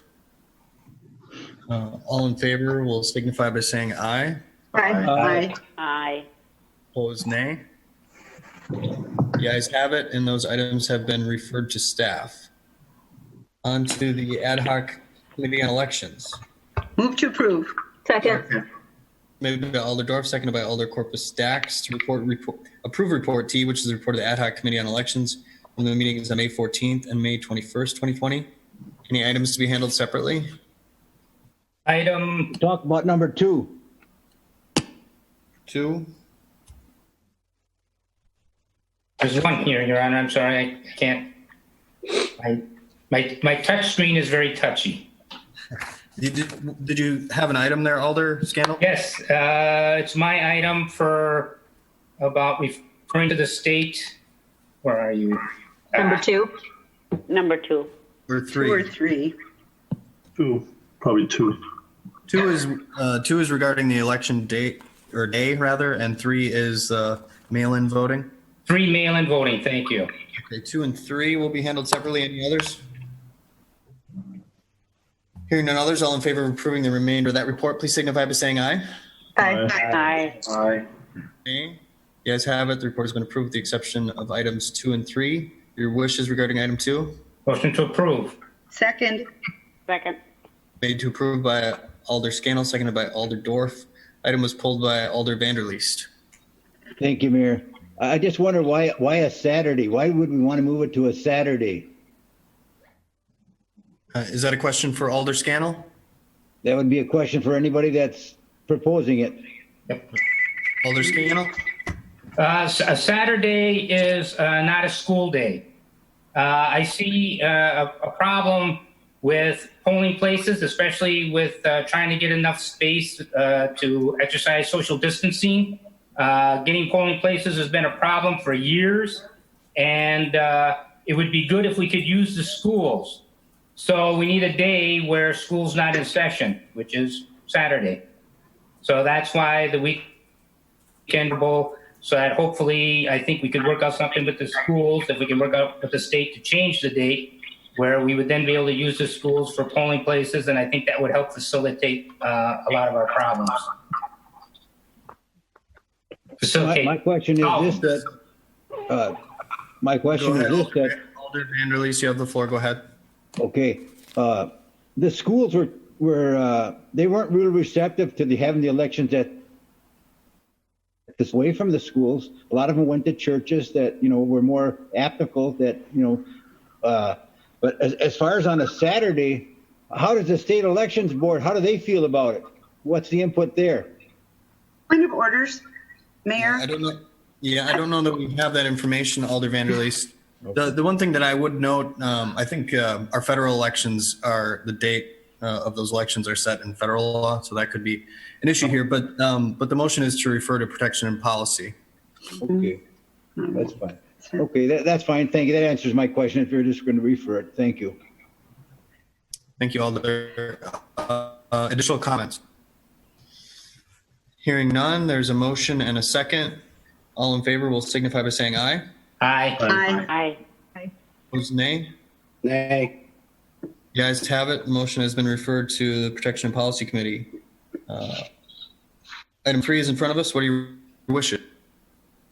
Motion to approve. Second. Motion made by Alder Stoyer, seconded by Alder Dorf. Item was pulled by Alder Scannell. Yes, sir. Given the recent actions by the elections commissions to mail in registration forms for absentee ballot, I don't know that this is really going to need to go anywhere. I would just make a motion to receive and place on file. Second. Made to receive and place on file, made by Alder Scannell, seconded by Alder Dorf. All in favor will signify by saying Aye. Aye. opposed, nay. The ayes have it. The item has been received and placed on file. On to committee of the whole. We will take these separately. The first, item 1, is consideration with possible action on the proclamation extending emergency declaration and providing for temporary expansion of licensed premises descriptions within the city of Green Bay. Comments here.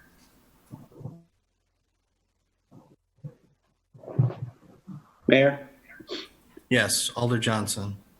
Thank you. I'm just looking for some clarification because I know that I had reached out to City Attorney Bunger inquiring about this a couple weeks ago. Admittedly, my inquiry was much more broad about a blanket change that would allow basically for licensed premises to extend their areas into parking lots. I'm just curious if the law department could perhaps provide some additional clarification on how this is different from that inquiry, simply because I was told that was not possible. So I just want to get some additional clarity around that. I fully know how it works. I think it's substantively pretty similar. This is something that's been done in the city of De Pere, city of Madison, communities, city of Oshkosh. But if Attorney Bungert is on the line, we will go to her. Otherwise, Attorney Chavez. Thank you, Your Honor. So this is Attorney Chavez. So I'm not entirely sure what the discussion centered around with Attorney Bungert, but the reason we're able to do this is because of our emergency powers. It is tied exclusively to the fact that we are doing this as a declaration to enable social distancing, and so it gives us additional flexibility that we wouldn't have otherwise. So this is just an opportunity to create that social distancing. It's not something that meant, which is a completely different scenario that takes a completely different evaluation in place. And I want to be clear that I didn't mean to suggest, and I hope it wasn't taken that way, that what Attorney Bungert had said to me was incorrect or misleading. Because clearly my question she interpreted it the way that I asked it. So where my real issue or maybe question comes to play is, do businesses actually have to take additional action for them to extend their premise and be able to serve alcohol, or how does that work? Under this ordinance change? Correct. Yes, they will still have to submit an application. The way this one is set up, this allows staff to, essentially the city at this point is granting blanket approval for everybody to utilize. And then what would happen is staff is using that blanket approval to evaluate based on the factors that have already been put in. As long as they meet those factors, they automatically get the premises extension. So yes, there is an extra step, but it is literally just submitting the application and having staff review it to make sure there are no issues that arise. Okay, terrific. Thank you for answering that. I fully support this. I mean, I firmly believe that our hospitality industry has 90 to 120 days to really salvage itself this year, particularly if there is a threat of a second wave. And we need to be able to provide them the capacity the safe capacity to be able to generate what they can. As many of you may know, in the hospitality industry, restaurants are based on, people being able to fill their rooms. And if we're limiting, and I know that there's not a requirement, but if we're suggesting or recommending, that they reduce their capacities to 50% or less, they have to go somewhere with those customers to be able to generate the kind of revenue that is necessary for them to remain open. So I fully support this move. This is a really important one if we want to protect our hospitality industry here in the city of Green Bay, and I encourage the rest of council to support this as well. Thank you, Mayor. Thanks to Alder Johnson for those comments and for broaching the conversation in the first place. Appreciate that. Alder Galvin. Muted. I'll get it. I actually had a constituent who reached out to me and had some photos of other communities that were allowing their restaurants to move into the parking lots and into the streets, actually closing off streets so that they could move their restaurant seating out into the streets. So they had that room so people could feel comfortable with the social distancing and the ability to still get out and be good patrons for these businesses. So I'm fully in favor of this. Thank you for the comments. Additional thoughts? Mayor, just one more if I could. Go ahead, Alder. Thank you. Just maybe a question for Director Grenier in light of the comment that Alder Galvin made. I'd submitted a request for the city to create an ordinance that would allow or permit the use of parklets in city streets. Director Grenier, do you know when that might come before committee? We're hoping to have it in 2 weeks. Perfect. Thank you.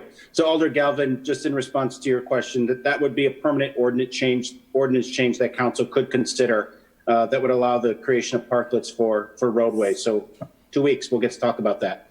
All right, very good. Thank you, Alder. Any further comments on this item? Hearing none, I'll entertain a motion. Motion to approve. Second. Motion made by Alder Stoyer to approve item 1. All in favor will signify by saying aye. Aye. Aye. Opposed, nay. The ayes have it. The item has been approved. On to item 2, consideration with possible action on resolution declaring a state of emergency and ordering a curfew for the city of Green Bay. I'm going to go to Chief Smith here because I believe he and be suggesting an amendment to the declaration. So with that, Chief Smith. Good afternoon, council members. Andrew Smith here. Listen, right now as we speak, we have about 130 individuals running around the streets of Green Bay. Can't understand a word. That which is my, I can hear, I'm unmuted. Mayor, can't understand a word. I'm aware of that, Alders. Okay, can I try again? Yeah, you bet. Can you hear me now? Is it working? No. Yep, go ahead. That better? Yes. Yeah. Okay, so here's the deal. Right now, as we speak, we have 130 people wandering around the streets of Green Bay. We had a major situation on Sunday where shots were fired, a building was looted, and there was pandemonium, arson fires around the city. We played a cat and mouse game with these individuals until to throw things and break windows and loot for me and for my team to say that we need a curfew through Sunday night. We have a major event scheduled on Sunday during the day. We need a curfew through Sunday night. I have the support of Dave Litton, and I won't speak, but they're fully supportive of this. Other cities have released their curfew. I just got a note from Greene County. They want 70 officers over there to help them maintain control in their city, and they lifted their curfew. I think there's no question that we need a curfew. We need that curfew to last until Monday morning. I'd like to move to amend the proclamation then. I would second that. Resolution. Motion made by Alder Dorf, seconded by Alder Steuer. The amendment would extend that curfew 6 a.m. Monday morning. Is that correct, Alder? Yes, to 6 a.m. Monday morning. Yep. Mr. Mayor, this is Abby Ringel. Can I have the floor? Hold. Motion to open the floor. Ma'am, we do have a motion now to open the floor. Alder Steuer has moved it. It's been seconded by Alder Steuer. All in favor of that motion will signify by saying aye. Aye. Aye. Opposed, nay. The floor is open. State your name and address before speaking, please. My name is Abigail Ringel, and my address is 2042 Memorial Drive. And I just have some questions on this curfew issue. First, I just kind of wanted some clarification. It seemed like from the people I've been speaking to, there isn't an understanding of exactly what is allowed and what is not allowed under this curfew. Could you speak to that? Yeah, we can direct that question to Attorney Chavez. I would actually refer to Chief Hughes, the one, his department's the one who is handling everything. But at this point, essentially, the way the curfew works is as of 9 o'clock, the public areas, the public ways, so streets, sidewalks, public areas, those are all considered off limits essentially to the public. And so at those points, everything needs to be cleared. There is no requirement under the curfew that private premises be addressed. As long as people are on property, the police officers aren't taking any action against them because that is not a violation of the curfew. So for example, if people are in a restaurant that is a private, it's not public premise, and so the city has no reason to cite anybody for being in a private premise. The only time that it's really potentially an issue is if people are driving. But at this point, as long as people are headed to a destination, they're not just driving around, looking for things to do. As long as there's a destination place, and the way it is drafted, it says home, work, or location of convenience or place of convenience. That is entirely, it's free and open so that there is no requirement that anybody go specifically to their house or to their work. So is it my understanding that then this curfew is strictly to prohibit protesters from protesting after 9 p.m.? No, it is to prohibit anybody from being out in public streets after that time. Okay, can you also sort of arrests that occurred this past Sunday night? Chief Smith, maybe some context on enforcement. Yeah, we had 5 individuals that were cited last night for violation of curfew. They were taken away, they were identified, they were cited, and they were released. On Sunday night, I think we had a total of 2 people that were physically arrested for different charges, and then several other people that were cited and given citations for those charges. But again, it was very difficult for us to cite people. I can tell you that at least 5 squad cars were damaged between us and the sheriff's department. I can tell you windows were broken throughout the downtown area. I personally put out 3 separate fires that had been lit in trash cans up in the Ninth Street ramp and on the street in front of it, on the Pine Street ramp and the street in front of it. We had young groups of individuals that were terrorizing people at 1 and 2 in the morning who just wanted to drive down the street in peace. But they had people pounding on their cars. They had people screaming at them. And it was a cat and mouse game because we just didn't have enough people. Now, fortunately, right now, we have 125 National Guardsmen and women who are here protecting our city and our critical buildings. So that's going to allow our officers to be out there. But our officers need a tool to control the people that are out there just to cause trouble, hurt people, to steal things, and to break windows. Mayor, point of order real quick. Alderman Johnson accidentally. Yes, I've notified. Okay, sorry to interrupt, Chief. Alderman Johnson is out of the meeting. He's trying to get back in. Someone needs to let him in. So I didn't mean to interrupt. Sorry. Okay. No, that's all right. I've notified Chief of Staff Jeffries, and she'll be letting him in. Thank you. You bet. Chief Smith, what is the typical arrest and detention rate on a normal Sunday night? And then my follow-up question to that would be, what type of arrests and number of arrests do you see on a typical Sunday night Packer home game? On a typical Packer home game, we have at the Lambeau Field, we have typically several arrests and we have several people kicked out of the stadium. I can't give you a typical Sunday night because so many factors are involved in that. On a typical Sunday night in February, we may have no arrests. On a typical Sunday night in July, near the 4th of July weekend, we may have a large number of arrests.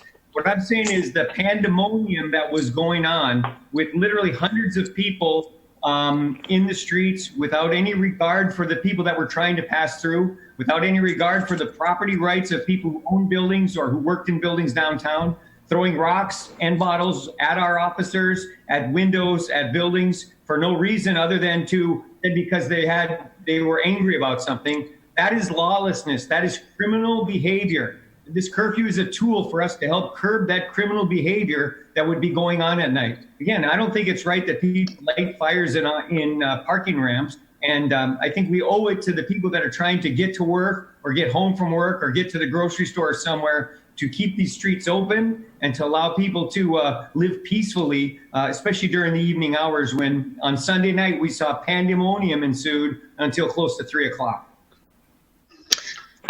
May I have the floor? No, we still have a resident who is speaking unless she's concluded her remarks. No, I've concluded my remarks. Okay, we'll move on to the next resident. Just state your name and address, please. Dejanay Williams, 1721 Linwood Avenue, Apartment 5, Green Bay, Wisconsin, 54303. Go ahead, ma'am. In regards to what Abigail was saying about the arrest that's made in Lambeau Field, you said there were several arrests made and 5 made due to the protesting that was happening Sunday night. I was there front and center Friday, Saturday, and Sunday night through it all.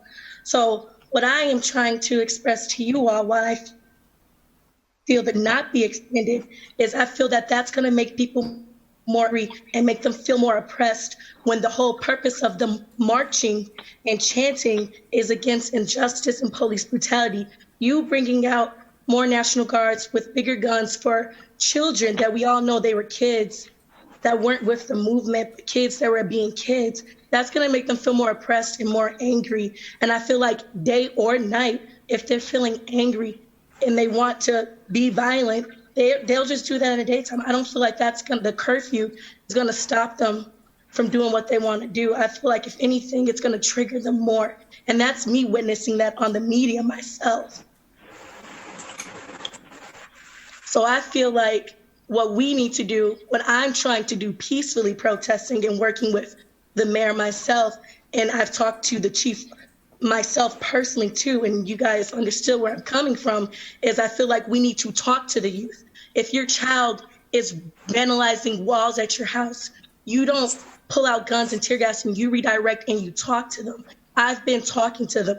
The people that were fighting in the streets have reached out to me personally and understand now that we're not doing that that's embarrassing. We're not out here marching for them. They apologized. And now they want to be a part of the movement peacefully. And furthermore, a lot of those children out there, their parents should be keeping them in the house. Us adults that are out here protesting for the right movement, we shouldn't be, having a curfew. We know how to act. This curfew is going to be very, very bad for Sunday, especially since it's going to be a way larger group. Thank you, ma'am, for those comments. As you said, you've had a conversation with Chief Smith. We had a conversation earlier today. I really appreciate what you are trying to do in terms of organizing events and making sure that they stay peaceable. But the things that, as I said earlier in this meeting, the things that I witnessed on Sunday night were incredibly disturbing, and we're very lucky that we didn't experience a loss of life here in the city of Green Bay as a result of a shooting at the Marathon gas station. Shots were fired into that gas station convenience store.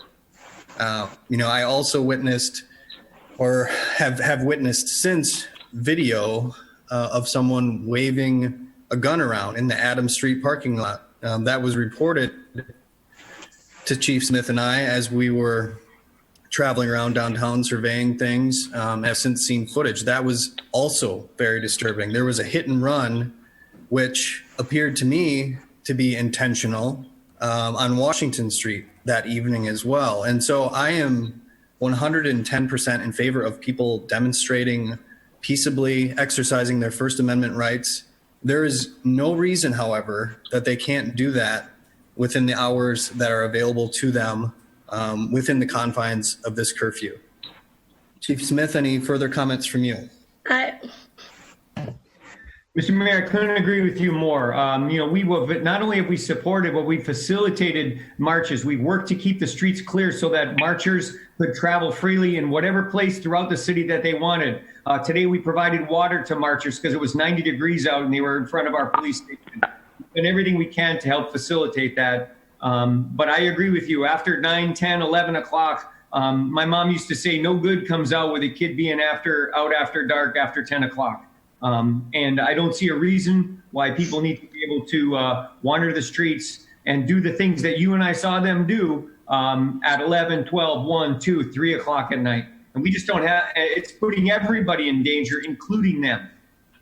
To follow up with that, I understand what you're saying, but to furthermore go along and say Friday and Saturday, we were all there till about 2 o'clock in the morning, and there were no violent crimes as far as shootings and fightings. And to follow up even more with the gun that you saw in the parking lot, I have that video too. I spoke out to the Press Gazette about that video. That was an adult who worked for the Green Bay Press Gazette waving that gun to protesters. So I don't want to misconstrue the facts, as I was there to witness it 7 feet away. And to follow up what you were saying about keeping the streets safe at 9, 10, 11 o'clock, if everything's peaceful like it was Friday and Saturday, how are you to assume that it won't be peaceful? There was one incident with children that weren't here for the right cause, weren't protesting with the movement. Protesting. Just for clarification, wasn't there a big fight in front of the police station involving multiple people late at night on Saturday night before we had the curfew? On Saturday night? I can't answer that because I didn't see it. I didn't see a fight Saturday night. All right, thank you, ma'am, for your comments. Any other residents? Can I ask a question? Yeah, Alder Scannell, go ahead. Yes. I guess Dejanay was the last one. So do you have activities that you want to do after the curfew? Is there anything, any reason why you wouldn't do those activities before? There are a lot of people like myself that work 12-hour shifts. I work at a hospital. There are a lot of people that can't come at 11 o'clock in the morning or throughout the evening, but still want to show up and support for the cause. And that's what we're doing Friday and Saturday night. People came like at 8 o'clock at night. And more than that, it's really hot outside. People have medical conditions like asthma. My asthma gets bad in the weather. I have a weather condition, a weather-induced asthma. So a lot of people like myself do not come out until the heat comes down, which is later in the evening. It's not to troll the streets and to cause mayhem. I have live footage of everything from beginning to end that happened Friday and Saturday. And there's a lot of information from people that weren't there. The cars that you see were people protesting. They were supporting the movement. People standing on top of cars, I don't think it's smart. People get injured that way. And I'm grateful that you guys put up those barricades to block that type of traffic. But as far as jumping so-called on cars, they're on top of cars that belong to them and their friends that were part of the movement. And I think it's ridiculous for them to do that which is why I say I'm glad that you guys have the barricades, so that's no longer an issue. But to come back to your question of why we should be there at night at 9 o'clock, it's because some people work. I have plenty of friends that say, oh, I work, I can't come at 2 o'clock, I can't come at 11, I get off at 6. You know, people want to walk, they want to be heard, they want to be seen. And that's what the whole movement is about. And I feel like this curfew, I see it from my eyes actually, is really making people angry. It's not helping at all for the community, for the people that are out here actually marching, not the people that are just looking on Facebook streams and Facebook lives. People that are actually in these streets marching and chanting, they don't like the curfew. And had they known about a city council, I'm pretty sure they would have been here attending and vouching for that. Alder Scannell? No, thank you. That does it for me. Thank you. Alder LaFave, may I ask her a question? Alder LaFave, go ahead. Yes, I appreciate you coming forward and speaking. I want to know, is it possible if we extended it to 10? Would that give you more than enough time? I mean, you guys make the decisions. You know, how you feel is how you feel. You're going to do what you do.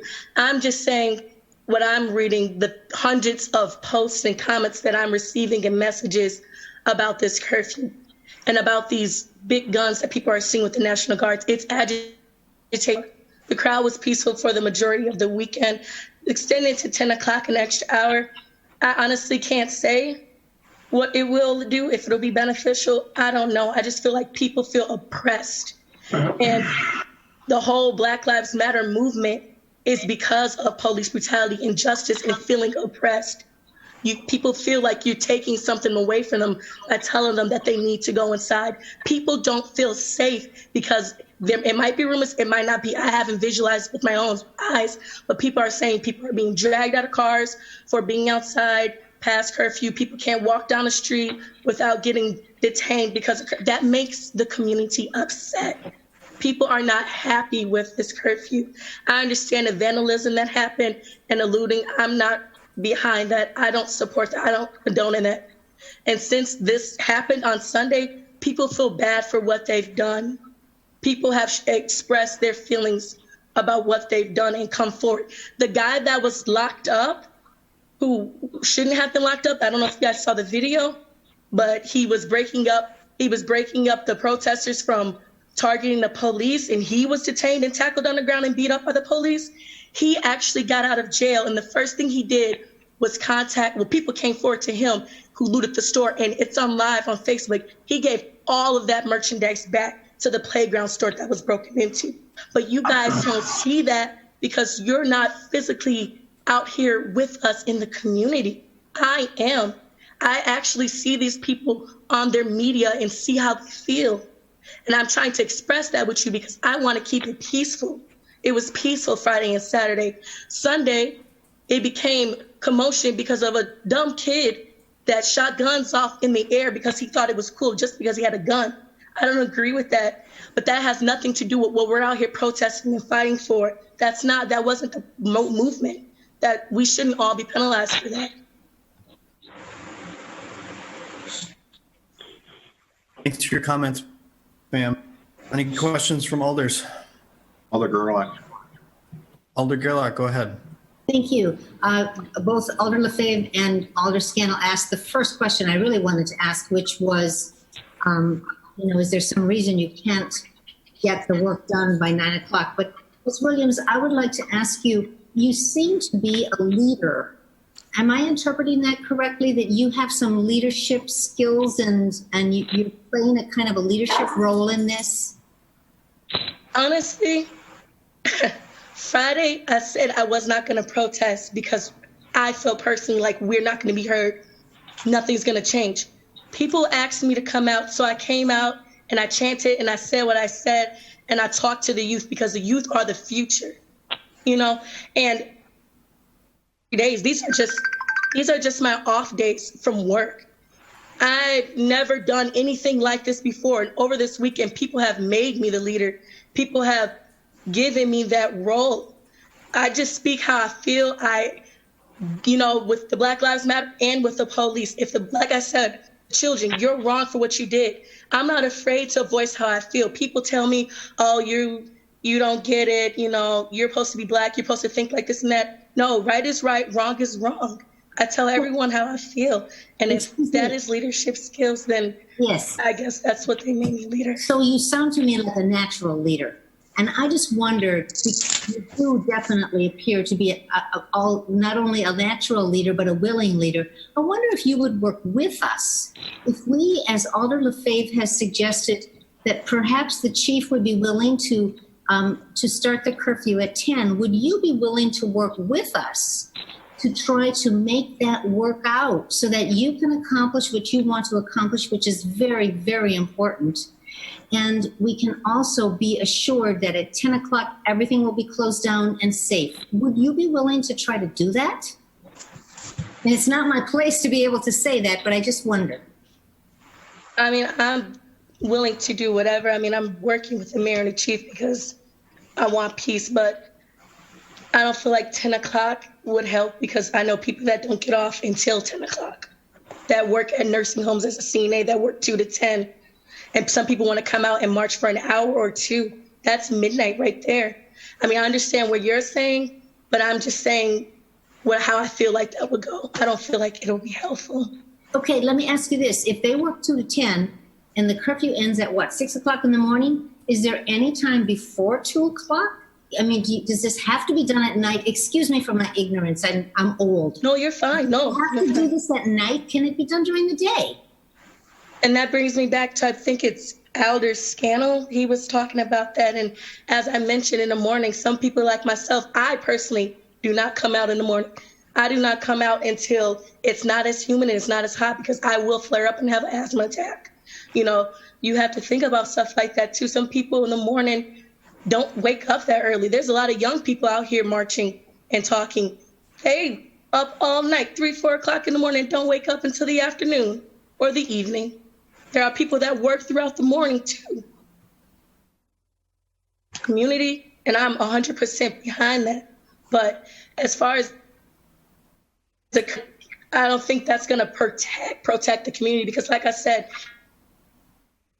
the protests and they're mad. They can still jump on cars, they can still throw down signs and destroy stuff. They can still vandalize and write on property if that's what they're coming here to do. But the whole point of the movement is to come protest peacefully and be seen and be heard and make changes. Thank you. Would you close the floor? Can I, Alder Dorf, I wanted to say something. Go ahead, Alder Dorf. All right, I'll try to make this quick. Dejanay, thank you for all your testimony. I grew up in Milwaukee, and as a freshman in high school, there were race riots in Milwaukee, and I witnessed some things that I swear I never wanted to see again. So with that being said, I'm all about working together, trying to do some good things here. I think, Police Chief Smith, he was on television, and the mayor as well, working and walking with the folks. Fond du Lac sheriff, I think a lot of the community is really reaching out to you folks. I think what happened though is when the damage was done, that changed the whole dynamic. And whether you're to blame or not, if there's some other people that were involved, that just changes everything. And it's really difficult. We're all accountable. If there's damage that's done, we all need to be responsible and accountable. And I'm all for protest, First Amendment rights. I think what you're doing is fantastic. What happened in Minneapolis was horrible, and I can't stand watching it. And I'm a white person, and I can't stand it. So I think a lot the same way. So I guess, I'm basing my information on what the police chief and our fire chief and the mayor has said. And sadly, I wasn't at these meetings, but I would be more than happy to meet with you or others to do to make this a lot better area and a lot better place. Thank you. I agree. And to answer your question about Milwaukee and the other places, like I don't know which one of you said it, but I think it was the police that said the curfews have been lifted. If you guys are following it, it's because those curfews made it 10 times worse.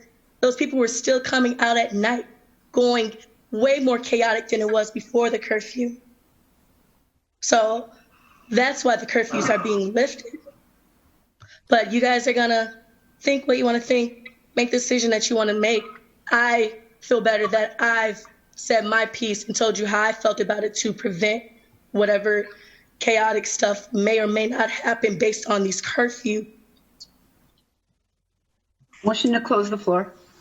Motion made by Alder Dorf to close the floor. Second. Seconded by Alder Stevens. All in favor, please signify by saying aye. Aye. Opposed, nay. The ayes have it. The floor is closed. We do have an amendment in front of us that's been offered by Alder Dorf, which would extend the curfew until Monday morning at 6 a.m. Was there a second to that amendment? I seconded. Stevens seconded. Additional conversation? Camera.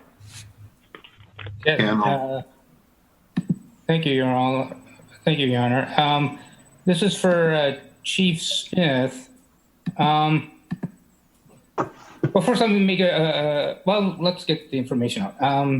Chief Smith, what does the curfew allow you to do? I mean, if someone's breaking the law, you don't need a curfew to arrest them. So what is the benefit of the curfew? Just to keep the streets clear? And how is that a benefit? There are people that are conducting regular business, meaning going to work or going to a place of entertainment or going out to a restaurant or bar, will not be affected by this. What will be affected is people that are wandering around the streets and honestly causing the troubles, the kind of things that the mayor and I witnessed on Sunday night.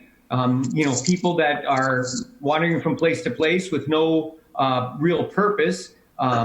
Not really a protest at that point. It's people meandering around looking for trouble. And quite honestly, many of them breaking windows, many of them, as I said before, lighting fires, causing trouble. What happens at the curfew is at 9 o'clock, the people that aren't interested in trouble go home. They've protested since 11 o'clock when the protest is scheduled to start at Lake Park. That's my math has always been bad. That's 10 hours of protesting. And then they go home. And what you have left are people that are looking to cause trouble, quite frankly, many of them. And that's the problem that we had. This gives us our officers a tool to say, as we did last night, it's 9:10, there's a curfew at 9 o'clock, please go home. You're not allowed to be standing out on the street corner of Walnut and Washington. And guess what? Out of 30 people, 25 got in their cars and they went home. 5 people decided, no, we want to stay out here and see what happens. And those are the 5 people that got arrested. And those are the 5 people that were cited and later released. So it gives our officers a tool to clear people out of the kind of mayhem or the kind of pandemonium that the mayor and I witnessed on Sunday night. Did you see much of an issue of raising it to 10 o'clock? Quite honestly, I'd prefer it was 6 o'clock. I think 6 o'clock in the evening or sundown is fine. That was my original request, was 6 o'clock, and that's what many other cities across the country are doing, 6 o'clock. My strong recommendation would be 6 o'clock. The powers that be decided at 9, and I could certainly live with 9, but I see no reason for things to go from 9 till 10 o'clock or for an extra hour. I see no reason behind that. Okay, thank you. Then the only comment I'd like to make is I have heard from other people that are not protesters, actually, and they don't like the curfew. They feel they're being punished. So there's that to consider as well. And I'd also like to know from the mayor, with the emergency powers, if this should, how should we say, backfire, that the curfew is seen as a provocation that people are going to rally to fight against, it's worse, would you have the authority to, before the council could meet again, to repeal that curfew, to handle the situation as things arise? I would go to Attorney Chavez on that. Okay. But it's an interesting question because the way that the emergency order is drafted, the way the emergency powers under the state statute works, is it's identifying the process by which you can respond. And so listing it, or basically saying having it expire prior to, is not something that was necessarily contemplated. In that instance, what I would recommend is amending the language to say it will expire on Monday, what is it, the 8th, or until it is determined that the need for the curfew no longer exists. This way, if it is determined that it is not working or it is not fulfilling the need, then there is opportunity for it to be declared done. Would Alder consider amending her motion accordingly? I would, sure, I would consider amending that. So then the mayor would have the decision? Is that how that works? If the situation arises where swift action is needed to address the situation, and that the best situation would be to repeal the curfew to restore order, to help restore order, then yeah. If that's what lucky that they repealed the curfew because it was a provocation that only caused more problems, then if we end up experiencing that, perhaps we should end the curfew sooner than Monday morning 6 a.m. And how do we know that that's the truth about Milwaukee? I mean, is that Alder Dorf? Well, Alder Scannell has. Yep, sorry. Yeah. It certainly wouldn't hurt to take that into consideration. I would trust the mayor to be able to assess and make the appropriate decision if it came to that. Whether it's true or not for Milwaukee or not, it could end up being true for us.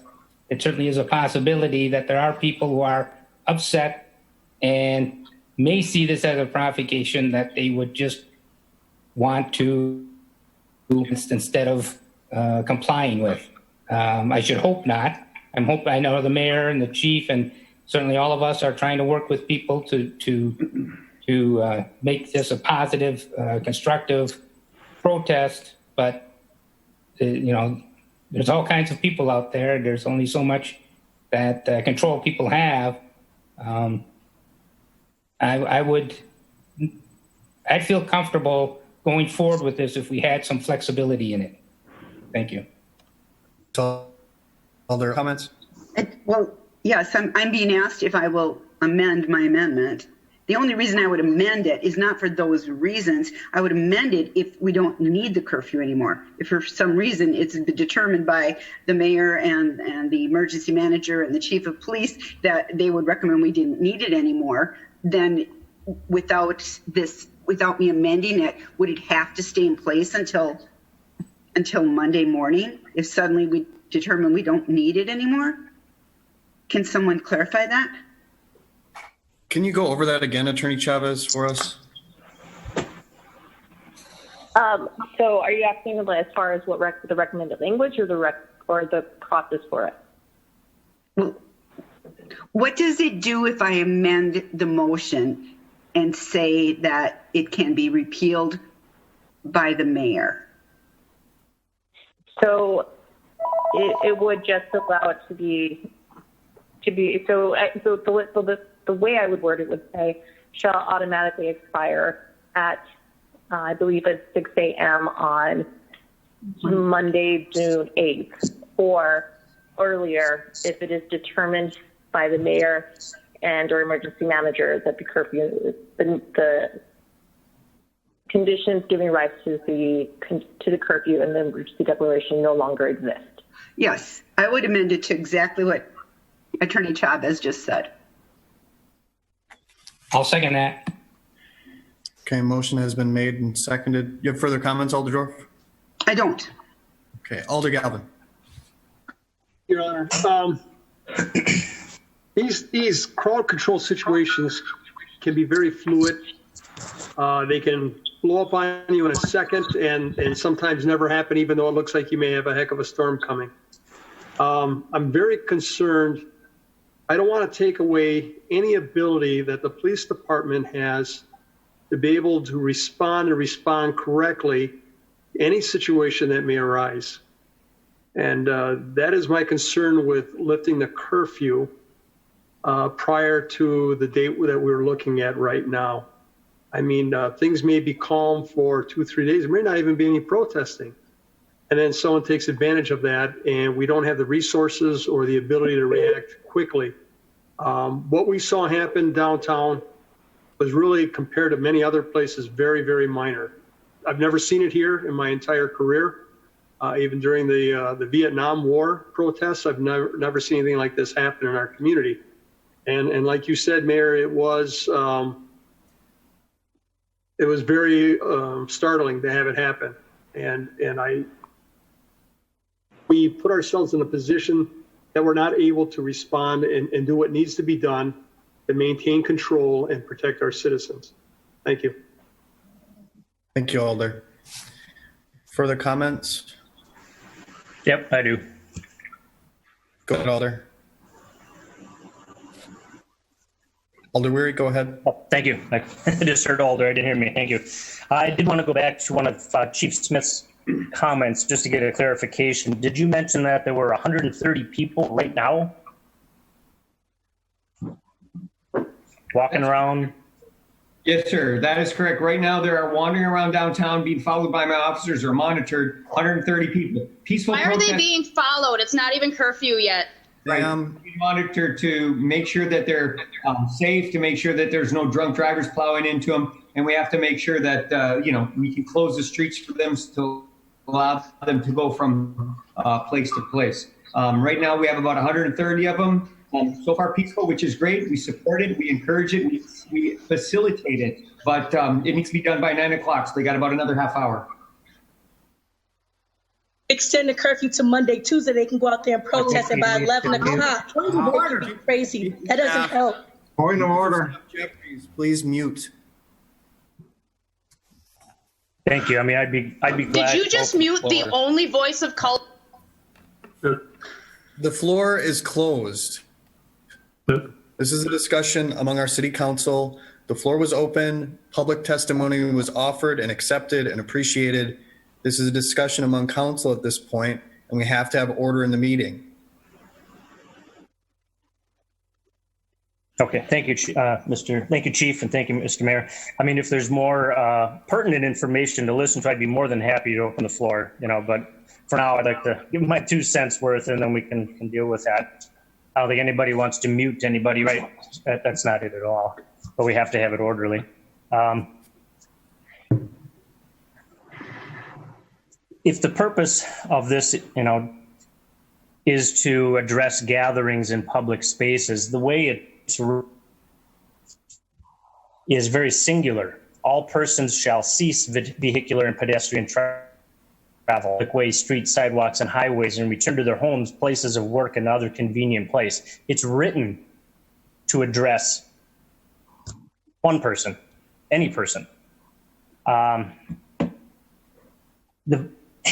So we're basically decreeing that somebody's very presence in public.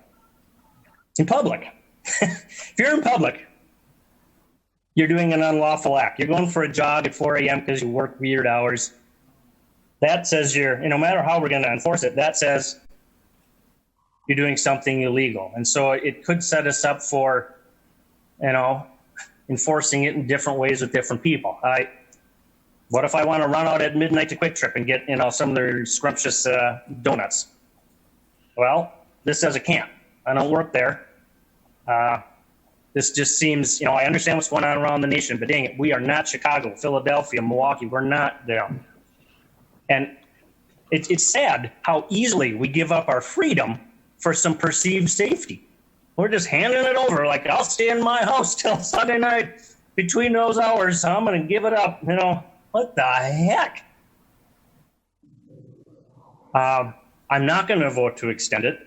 I think if things happen, and Chief, I know, I've heard you speak. You address it strongly when it happens. If issues happen, you address it swiftly and strongly. You don't let it happen like in any of these other cities. If I see that happening and we're allowing looting, I am going to be so pissed off. Alder, you need some decorum. So I can be pissed off. I'm not. So, no kid gloves. Arrest people. But man, this is a really, really overreaching, really tough thing to put on the citizens of Green Bay.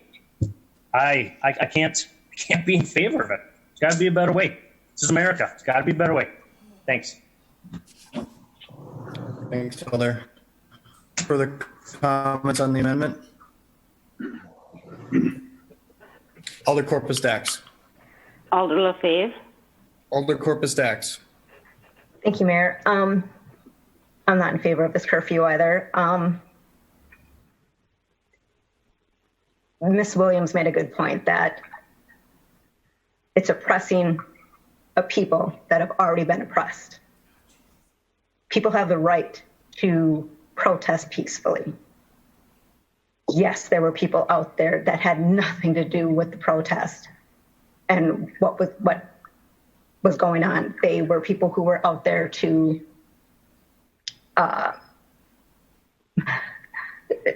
just cause problems. They weren't out there. We shouldn't be punishing the protesters. And quite honestly, we shouldn't be punishing the entire city of Green Bay for the acts of a few people. And that's kind of what we're doing. We're punishing this sit and saying, you have to stay in your home between these hours for something that a couple people did. City shouldn't be punished for it. The people who are peacefully protesting should not be punished for it. Thanks, Alder. Alder LaFave. Yes, this is a kind of a balancing act. How do we make sure that we don't have anarchy, different things happening in our city, yet allowing people to express themselves peacefully? I do get it with the young lady who spoke. I think she's very eloquent. She is a leader. She's impassioned. I feel for her, and I feel for all those who have felt oppressed, who felt that there's a class situation going on here, but we also have to have order. And also, I think this is kind of a generational thing. To me, I know that when there were curfews before, and it didn't bother me at all. I'm not roaming around the streets at 10, 11, 12 o'clock at night. I never did that. I mean, I don't do that. But this is something that we have to realize that there are people who are going to take advantage. They always do. They're going to do it. And it just helps the police kind of knowing that when some people are out there, are you doing it legitimately or are you going to cause problems? They can't be everywhere. That's why I'm conflicted, but I guess I will vote for this. But I understand both sides. Thank you, Alder. We have to. Alder Scannell. Right. Okay, thank you. Alder Scannell.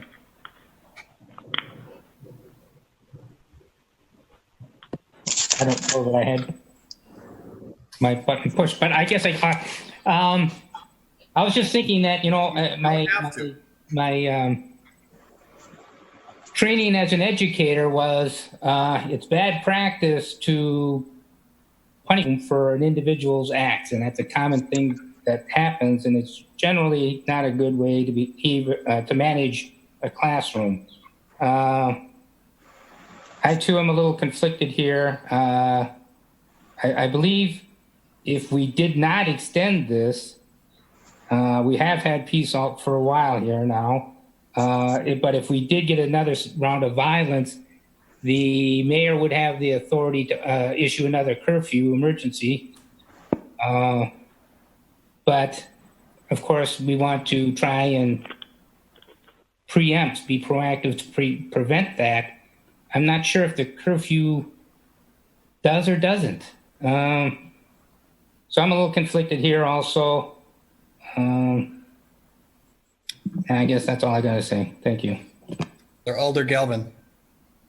Your Honor, this is for Chief Smith. Chief, staffing wise, manpower wise, your ability to respond to other calls for service in that, if we do not extend the curfew and yet people continue to gather at night in our community, how many extra officers do you think it will take to have to keep an eye on 300 people and be able to respond quickly if those 300 people decide they're going to act like the kids did the other night and fire off gunshots, break out windows, and loot a store? Alders, right now I have about a dozen officers on overtime. That's costing us money, cash money out of our budget to monitor the protests that are going on and to protect the people that are here in Green Bay. That's a dozen officers. If I call in additional officers, I'm told that it's about a 2-hour delay before the county's mobile field force is able to mobilize and respond to protect us here in Green Bay. I'm tapped out with officers. I got officers canceling days off. I've got people working 12-hour shifts. And the only thing that I can do now would be to call in the sheriff's department and ask for their mobile field force who's trained in crowd control techniques. But again, that's a 2-hour delay. So we were rolling the dice if we don't have this curfew and have people that are in their office at by 9 p.m., sir. So, Chief, we have nobody that's really crowd control at the department. That's correct? That's correct. We have a SWAT team, but they are not crowd control trained. That's a county responsibility. Okay. So 2 hours to wait. And how long would it take you to get another 20 or 30 or 40 in to call them in one at a time, to respond to the station, to suit up and help out? Honestly, sir, depending on the time, I don't think I could get 20 or 30 or 40. But if I did, it would certainly be an hour plus before I could get the first 15 to come in. Okay. So we're going to roll the dice and say, let's not have a curfew. Let's trust people to behave themselves. Let's let them express their First Amendment rights to go out and protest, stay on the sidewalks, not block traffic or streets, because that takes more officers then to block the streets so they can walk down the middle of it and block traffic. And then if a few of them, well, I don't know, what was it, 150 to 300 the other night, decided not to behave, to fire off guns, break out windows, assault people, send them to the hospital, we got to wait 2 hours to hopefully get that under control. I'm not sure how much damage they can do in 2 hours, and I'm not sure it's worth it. You know, if it's predictable, it's preventable. And I'm really torn. I mean, I've seen a lot of comments from people who aren't part of the protest movement, but do talk about their rights, the constitutional rights. And we've listened to the two people here talk about, and they certainly have some valid reasons why these hours should be extended. But again, I'm concerned because when this was all taking place, all these people that weren't part of it stood back and there was no stopping them once they got going. If the employees at the Press Gazette office hadn't lined up and prevented them from going in, they would have gone into the Press Gazette offices. And as it was, one of them had to brandish a gun and another one was hit in the head with a rock and had to be hospitalized for a short time. Just trying to do that. He didn't have the officers. Sir, if that's a question for me, I would say we already rolled the dice on Sunday night and we saw what happened at 11:15 p.m. And I guess that's why I'm going to be in favor of extending the curfew. Thank you. Thanks, Alder. Alder Dorf. Hi, thank you, Your Honor. My question or comment is regarding the scope of the curfew, because my understanding is different than several of the alders that have talked. My understanding is a person could go out and get donuts or could be going for a walk. Could I get clarification as to what the scope is? And maybe we can clear up some confusion. Attorney Chavez? Now's your chance, baby, at home. Sorry, I was trying to unmute. So as far as people going for a walk, that would be prohibited because they would be spending their time exclusively on the public ways, essentially. As for them going to private property, they're going to get donuts. The times they're spending on the public ways is literally just transit. And so At that point, they are literally parking probably in a private parking lot and entering a private establishment. And so they're literally just transversing between a private location, which is their home or their business or wherever, to a private location, which is the place that they are headed to. But if they are out in any public areas, that is when the problem arises. So people cannot go out jogging then? I mean, that would be very similar to walking, right? So, all right. So then I stand somewhat corrected, but you still could go get donuts. So thank you. That's it. Thanks, Alder. We do have the amendment on the floor with a second. Is there further discussion on the amendment? Mr. Mayor? Yes, Alder Gerlach. I don't know if this is the right time to try to do this, and this is, you know me, I always get things a little bit wrong. I wonder if I could have leave to direct my comments to the young ladies, even though the floor is closed and they can't respond. I do believe that that I have a message for them. Could I take a few minutes to talk directly to them? Sure, go ahead. Thank you. Young ladies, Ms. Ringel and Ms. Williams, first of all, I want to thank you so much for being here. And I want to thank you for staying with us. And I know you don't get to talk, and I'm sorry, but I just want you to know a number of us alders are retired teachers, and we love young people, and we have faith in young people. And you seem pretty young to me. I wish I could see you. And I like you, and I'm so happy that you're part of this conversation. And I hope that this is a learning experience for you. It's a learning experience for all of us. And I hope you can appreciate by listening to us what a struggle this is for all of us, how difficult this is. And I think that the other retired educators, and I think it's Alder Scannell and Alder Dorf probably, I think we all want you to know that we are placing some faith in you to please now take this knowledge and this experience you've had and exercise whatever leadership you can. You know, we're scared. Bad things have happened. The fact that someone shot a gun in Green Bay scares the heck out of me. But I want to have faith that you can exert some leadership and that you can work with us to help keep things safe. I don't even know how to vote on this. I would tend to support the police chief and his suggestion that we need this curfew.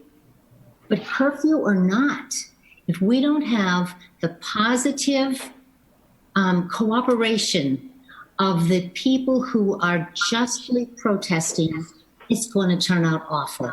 So I just hope that you'll take this opportunity to really learn from this and really exert some leadership and prove that it can work out with the curfew, without a curfew, that the protesters can be responsible and be heard. And you'll try to do everything you can to make it work. Thank you so much for letting me say that, Mr. Mayor. Mr. Mayor, could you just rephrase the amendment that's on the floor right now? I'd like to hear what that amendment was. Attorney Chavez, could you run through that for us again? I will try to remember. So it would be the curfew would automatically expire at 6 a.m. on Monday, June 8th, unless it is determined earlier that the need for the conditions giving rights, the need for the declaration of emergency no longer exists. Thank you. Any further comments on the amendment? Your Honor, just if anybody would like to speak again from the public, I would like to open the floor. If we know if there's a comment they'd like to make, I'd like to hear it. Second. Motion's been made to open the floor by Alder Scannell, seconded by Alder Weary. All in favor, please signify by saying aye. Aye. Opposed, nay. The ayes have it. The floor is open for residents to speak. To speak. As you can tell, I lost my voice from protesting for the right reasons all weekend long. And I feel like this curfew, this is an example of why I didn't want to protest in the first place, because we're supposed to be seen and be heard, but as these only two residents tried to speak out, we were muted and you guys spoke and we couldn't speak back. And to top it off, you guys are talking about extending the curfew. We're out here fighting for our rights and you guys are shutting it down. That's what it feels like for the community. Like I said, we feel up.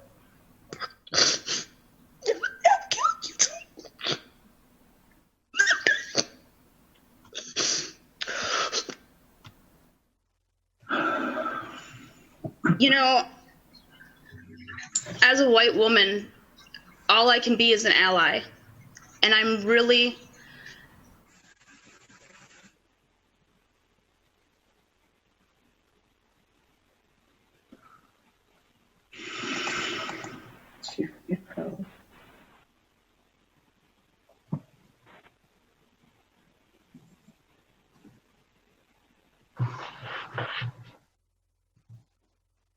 We lost her. I'll message her. I just give her 2 seconds. I told her that she's frozen. I don't even know this girl. I just met her on Facebook because she saw that we were peacefully protesting. That's how big this has become. But I just texted her and told her Wi-Fi is issuing. She's fixing it. She's coming back on. No problem. Oh, she said her computer just died. It's fine. You guys can close the floor. She said, "Can you put me on speaker?" Yes. One moment. Can I call her and put her on speaker so she can talk? Yeah, that's no problem.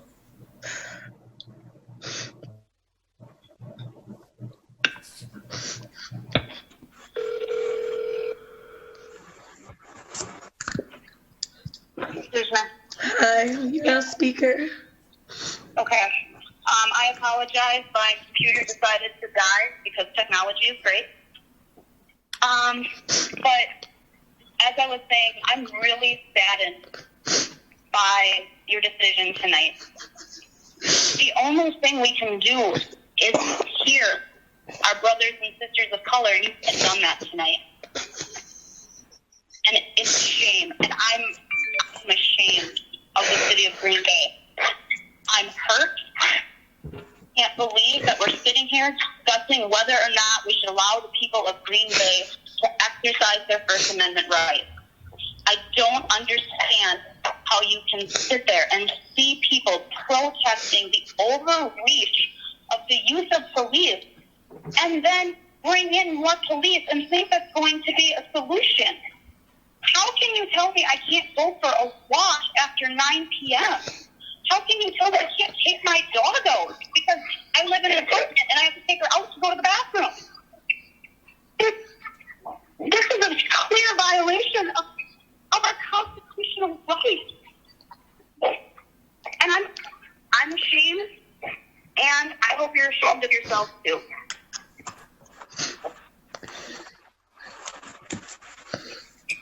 Are you done, Abby? I'm done. That's all I have to say. Okay. Do you have any additional comments, Ms. Williams? Yeah, I don't know. Well, thank you both for Motion to close the floor. Virtually tonight. I just want to make it clear that, we need to have order within our meetings. That was the only reason why the request was made to mute you. We have conversations among council members, and we need to make motions to open the floor. Otherwise, especially in a virtual environment, it's pretty difficult to hear what's being said and to run the meeting. So I apologize for how that was received, but that was the reason for doing that. So I will entertain a motion to close the floor now. Motion to close the floor. Second. Motion made by Alder Scannell, seconded by Alder Dax to close the floor. All in favor, aye. Aye. Aye. Aye. Opposed, nay. Floor is closed, and we are on the amendment. Alder Weary. Thank you, Mr. Mayor. Citizens of Green Bay, our deepest apologies.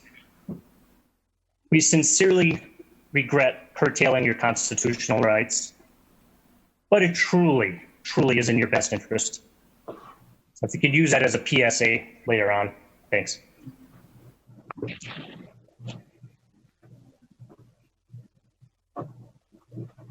Any further comments on the amendment? All right. Mr. Mayor, could you please repeat? I have it clear. So this would extend the curfew until Monday at 6 a.m. unless in my emergency powers deem it unnecessary to have it on the books any further. And just to be clear, it's not something that I would do unilaterally. This would have to be done with the advice and consent and support of Chief Smith and Chief Litton, acting, of course, as Chief of Police and Emergency Manager. So that is the amendment that is in front of us. Thank you. And we're going to use the board on it. Alder LaFave.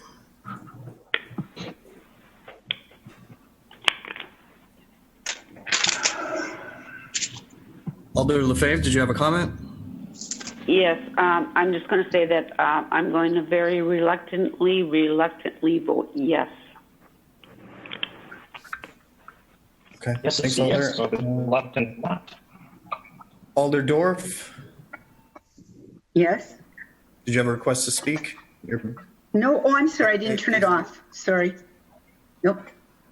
With that, no more comments. We will use the board on the amendment.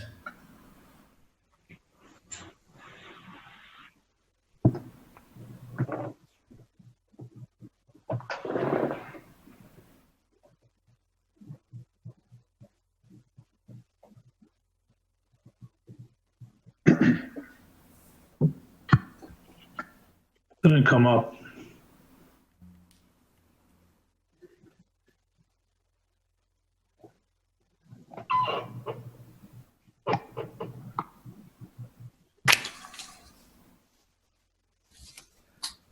Did it come up?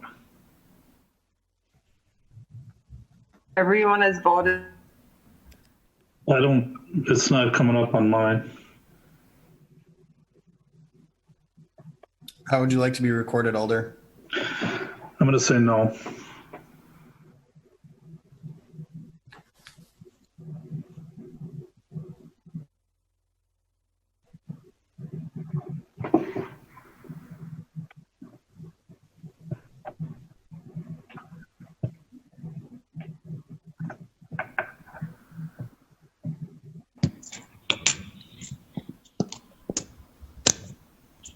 Mayor,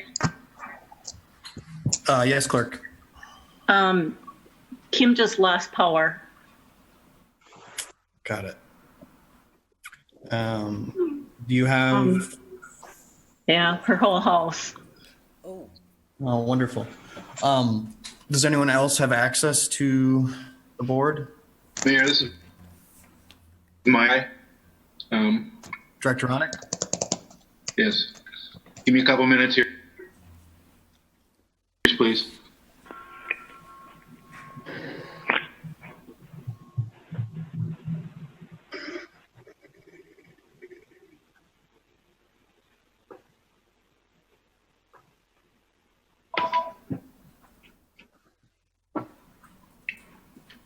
Hello?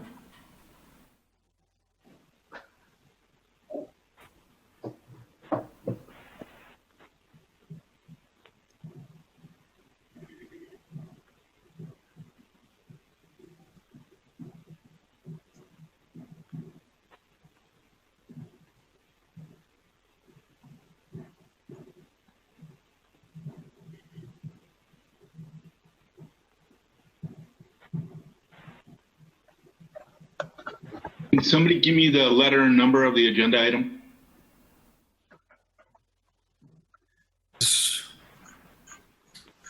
You too.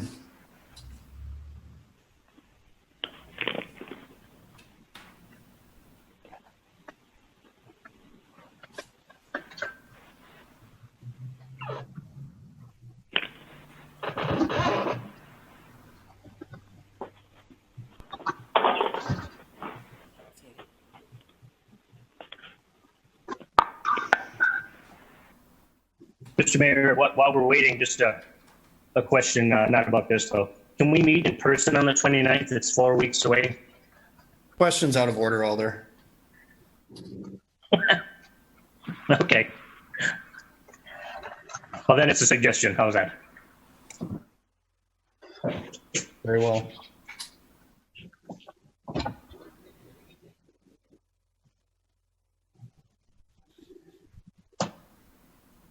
That's actually my middle name out of order, but that's another story.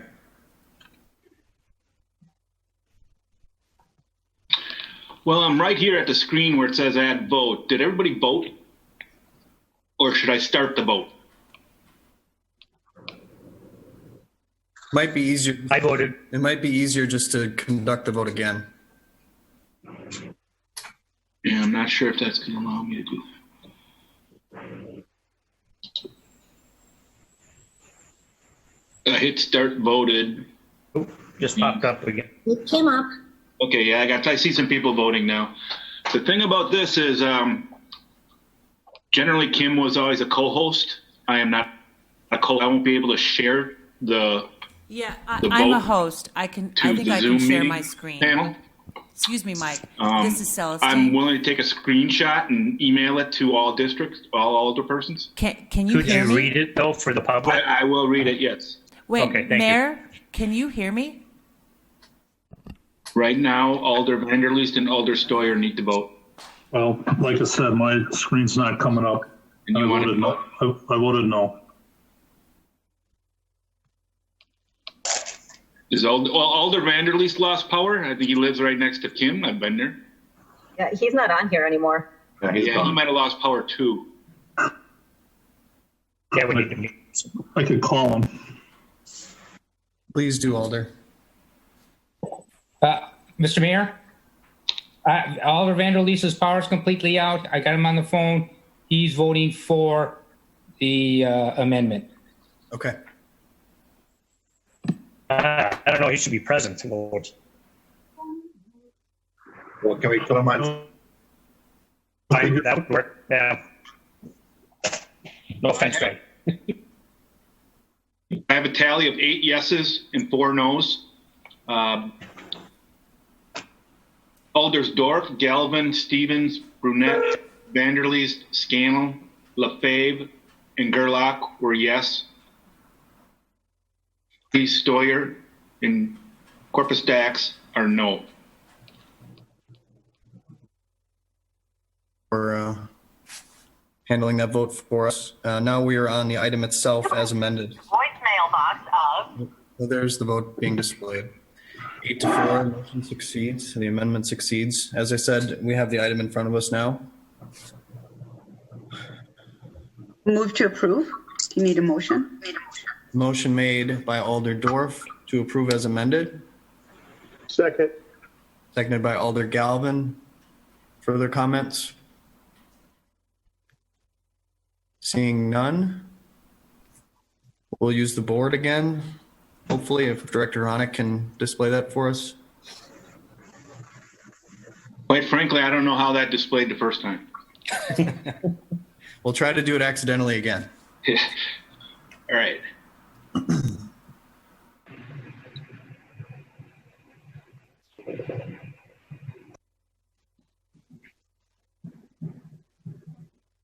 Is that right? I got it. Not seeing it as of yet. Can people, is it popping up the vote? No.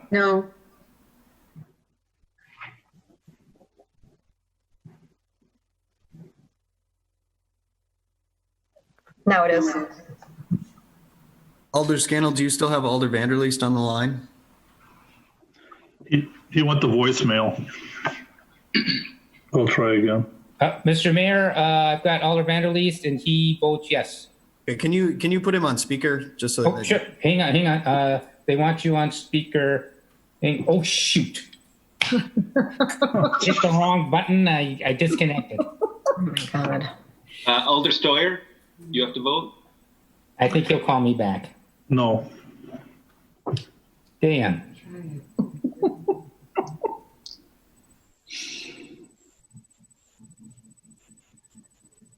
I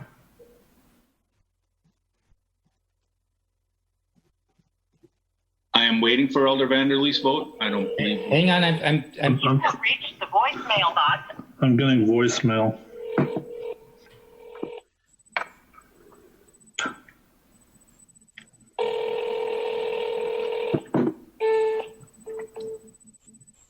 John.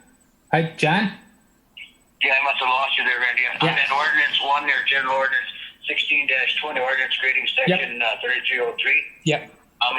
Yay on that, yes. Hang on a second. Did you get that, Mr. Mayor? Well, just to clarify, yeah, but I think he was asking if we were on V1. Oh, we're not? So Huh? What are we on? Clarify, we're still on the curfew as amended. Curfew as amended. We're doing the curfew as amended. So, Mine is a yes.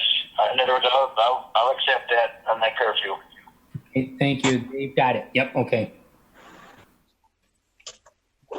Hang on. The other one did extend to the street, in other words, for restaurants and things.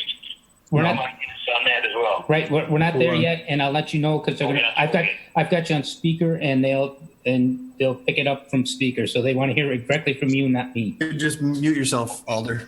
Scan. Sorry. I can give you a tally, and if Celestine can make me a co-host, we could share my screen.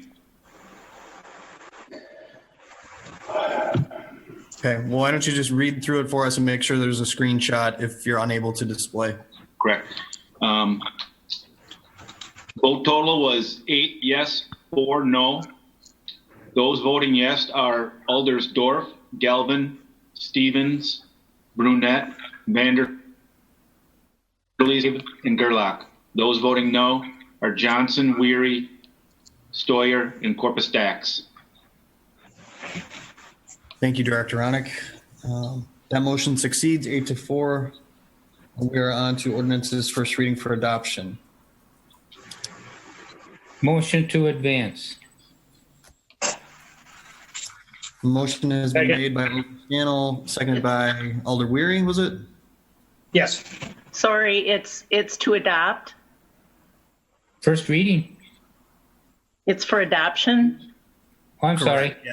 Sorry about that. Oh, my screen was blocking that up. Okay, yeah, motion to adopt. Yeah. Motion made by Alder Scannell, seconded by Alder Weary to adopt. All in favor will, we have a pretty vibrant discussion. Unless there are additional comments, we'll move to the vote. This does require a roll. What? Attempt to use the board again. Aye on my aye. Okay, I'll hang on. Mr. Mayor, can I give you Alder Vanderleest here on speaker? Yes. Go ahead, go. Aye. Yes. Okay, they got it. Thank you. Hang on now.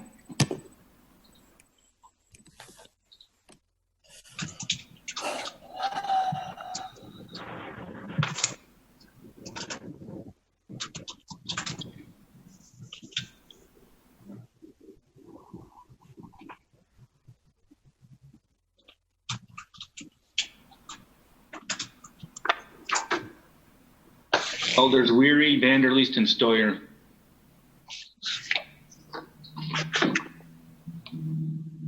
What was that, Director Ronick? Alders Vanderleest and Stoyer still must vote. Alder Vanderleest is in favor. Okay, they got it. Aye. Alder Stoyer. Two ayes? Yes.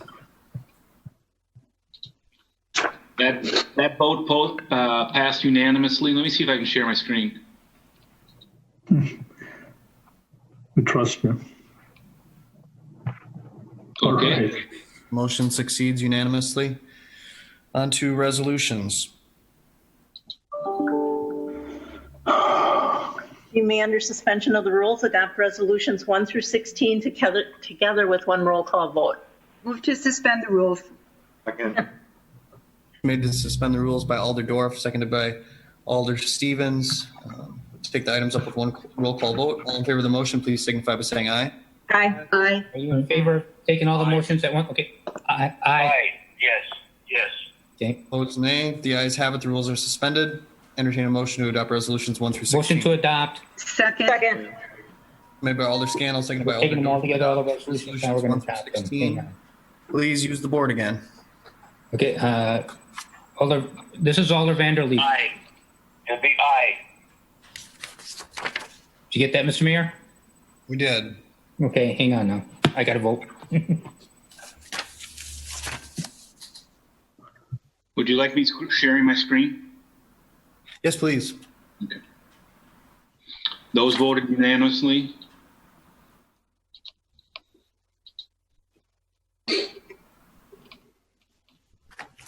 That vote is also 12-0. On to ordinances first reading. You may, under suspension of the rules, advance ordinances 1 through 4 to a second reading. Motion to suspend. Okay. Alder Quistak, seconded by Alder Stevens, to suspend the rules, take up these items with one roll call vote. All in favor? Mr. Mayor? Mayor. Yes. Mayor. If we could, well, if I could be recorded as a no on number 1, but I do have an amendment on item 2.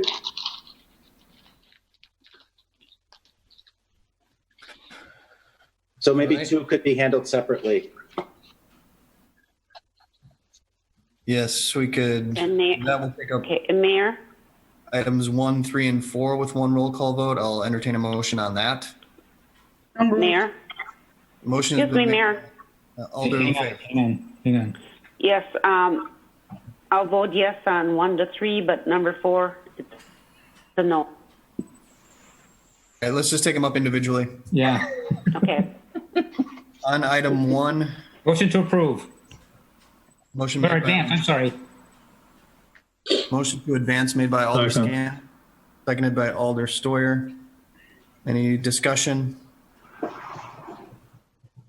All in favor will signify by saying aye. Aye. Roll call. Opposed, nay. Nay, if I could please be recorded. Yeah, we got you. All right. On to that motion is successful and it is advanced. Item 2, Motion to advance. Second. made by Alder Scannell, seconded by Alder Corpus Dex to advance. Alder Johnson had an amendment. Yeah, we need to, because we referred the parking regulations from the Traffic Commission, we referred those back to committee. So this particular ordinance has those changes reflected in it. So I would move that we amend this to remove those items related to the Broadway street parking regulations. The rest of it is fine. Second. Just as a reminder, under our current ordinance, you're not allowed to act upon an ordinance at the meeting it's introduced unless the rules by 2/3 vote of members present. So you just have to suspend the rules before you do that. Motion to suspend the rules. Second. Second. Been made to suspend the rules by Johnson, seconded by Alder Scannell. We're suspending the rules. I got that. Oh. All in favor will signify by saying aye. Aye. Aye. Opposed, nay. Okay, they got it. That succeeds. We're on the item as amended. Motion to advance. Second. To advance, made by Alder Scannell, seconded by Alder Stoyer. All in favor will signify by saying aye. Aye. Aye. Opposed, nay. The ayes have it. The item is advanced. On to item 3. Motion to advance. Motion to advance made by Alder Scannell, seconded by Alder Stevens. All in favor will signify by saying aye. Aye. Aye. It is advanced as well. On to item 4. Motion to Motion advance. to advance, second. Motion made by Alder Scannell, seconded by Alder Dorf to advance. All in favor will signify by saying aye. Aye. Opposed, nay. Brandon, just have one quick question. I want to just Opposition? resolution on number 1. I want to be a nay on that one.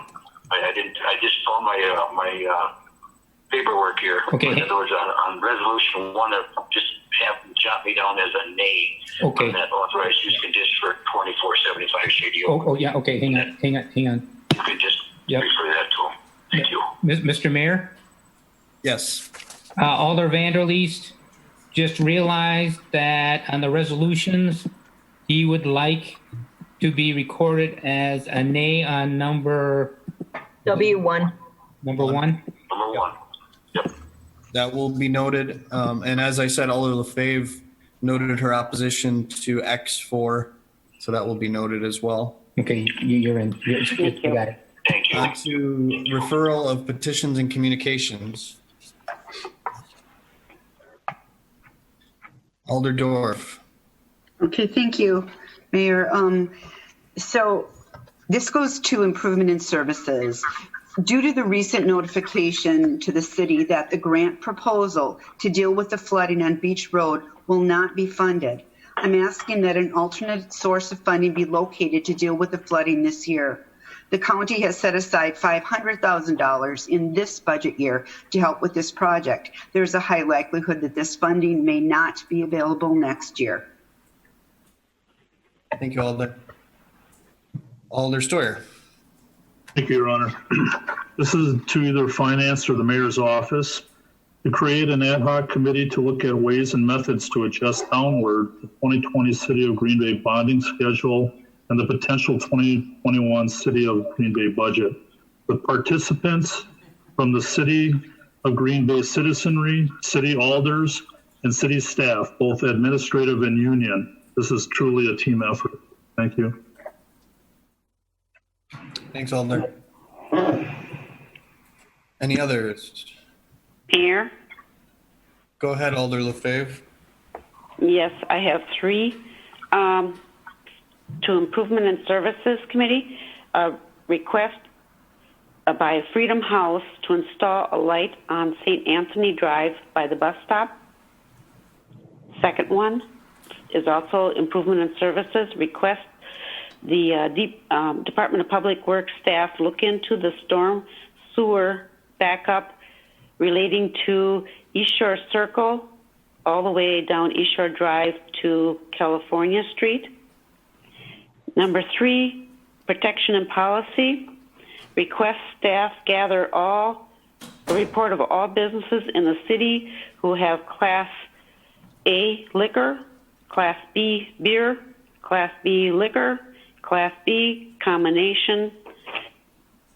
This include businesses' names, addresses, and this can be we can wait until the July meeting to give staff time to put this together.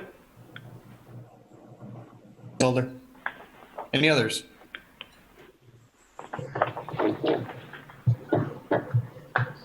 And entertain a motion to refer all petitions and communication. Alder Weary. I think Alder Weary had one. Alder Weary. Thank you, Mr. Mayor. I just wanted to verify, if I could, with Clerk Teske that she did get mine by email. Concerning poll workers? Yep. Yes, I did send that on to finance. Thank you. Thank you. Mayor, I will send mine. I didn't get to type these all up, just the first one, and I will send those to the clerk's office.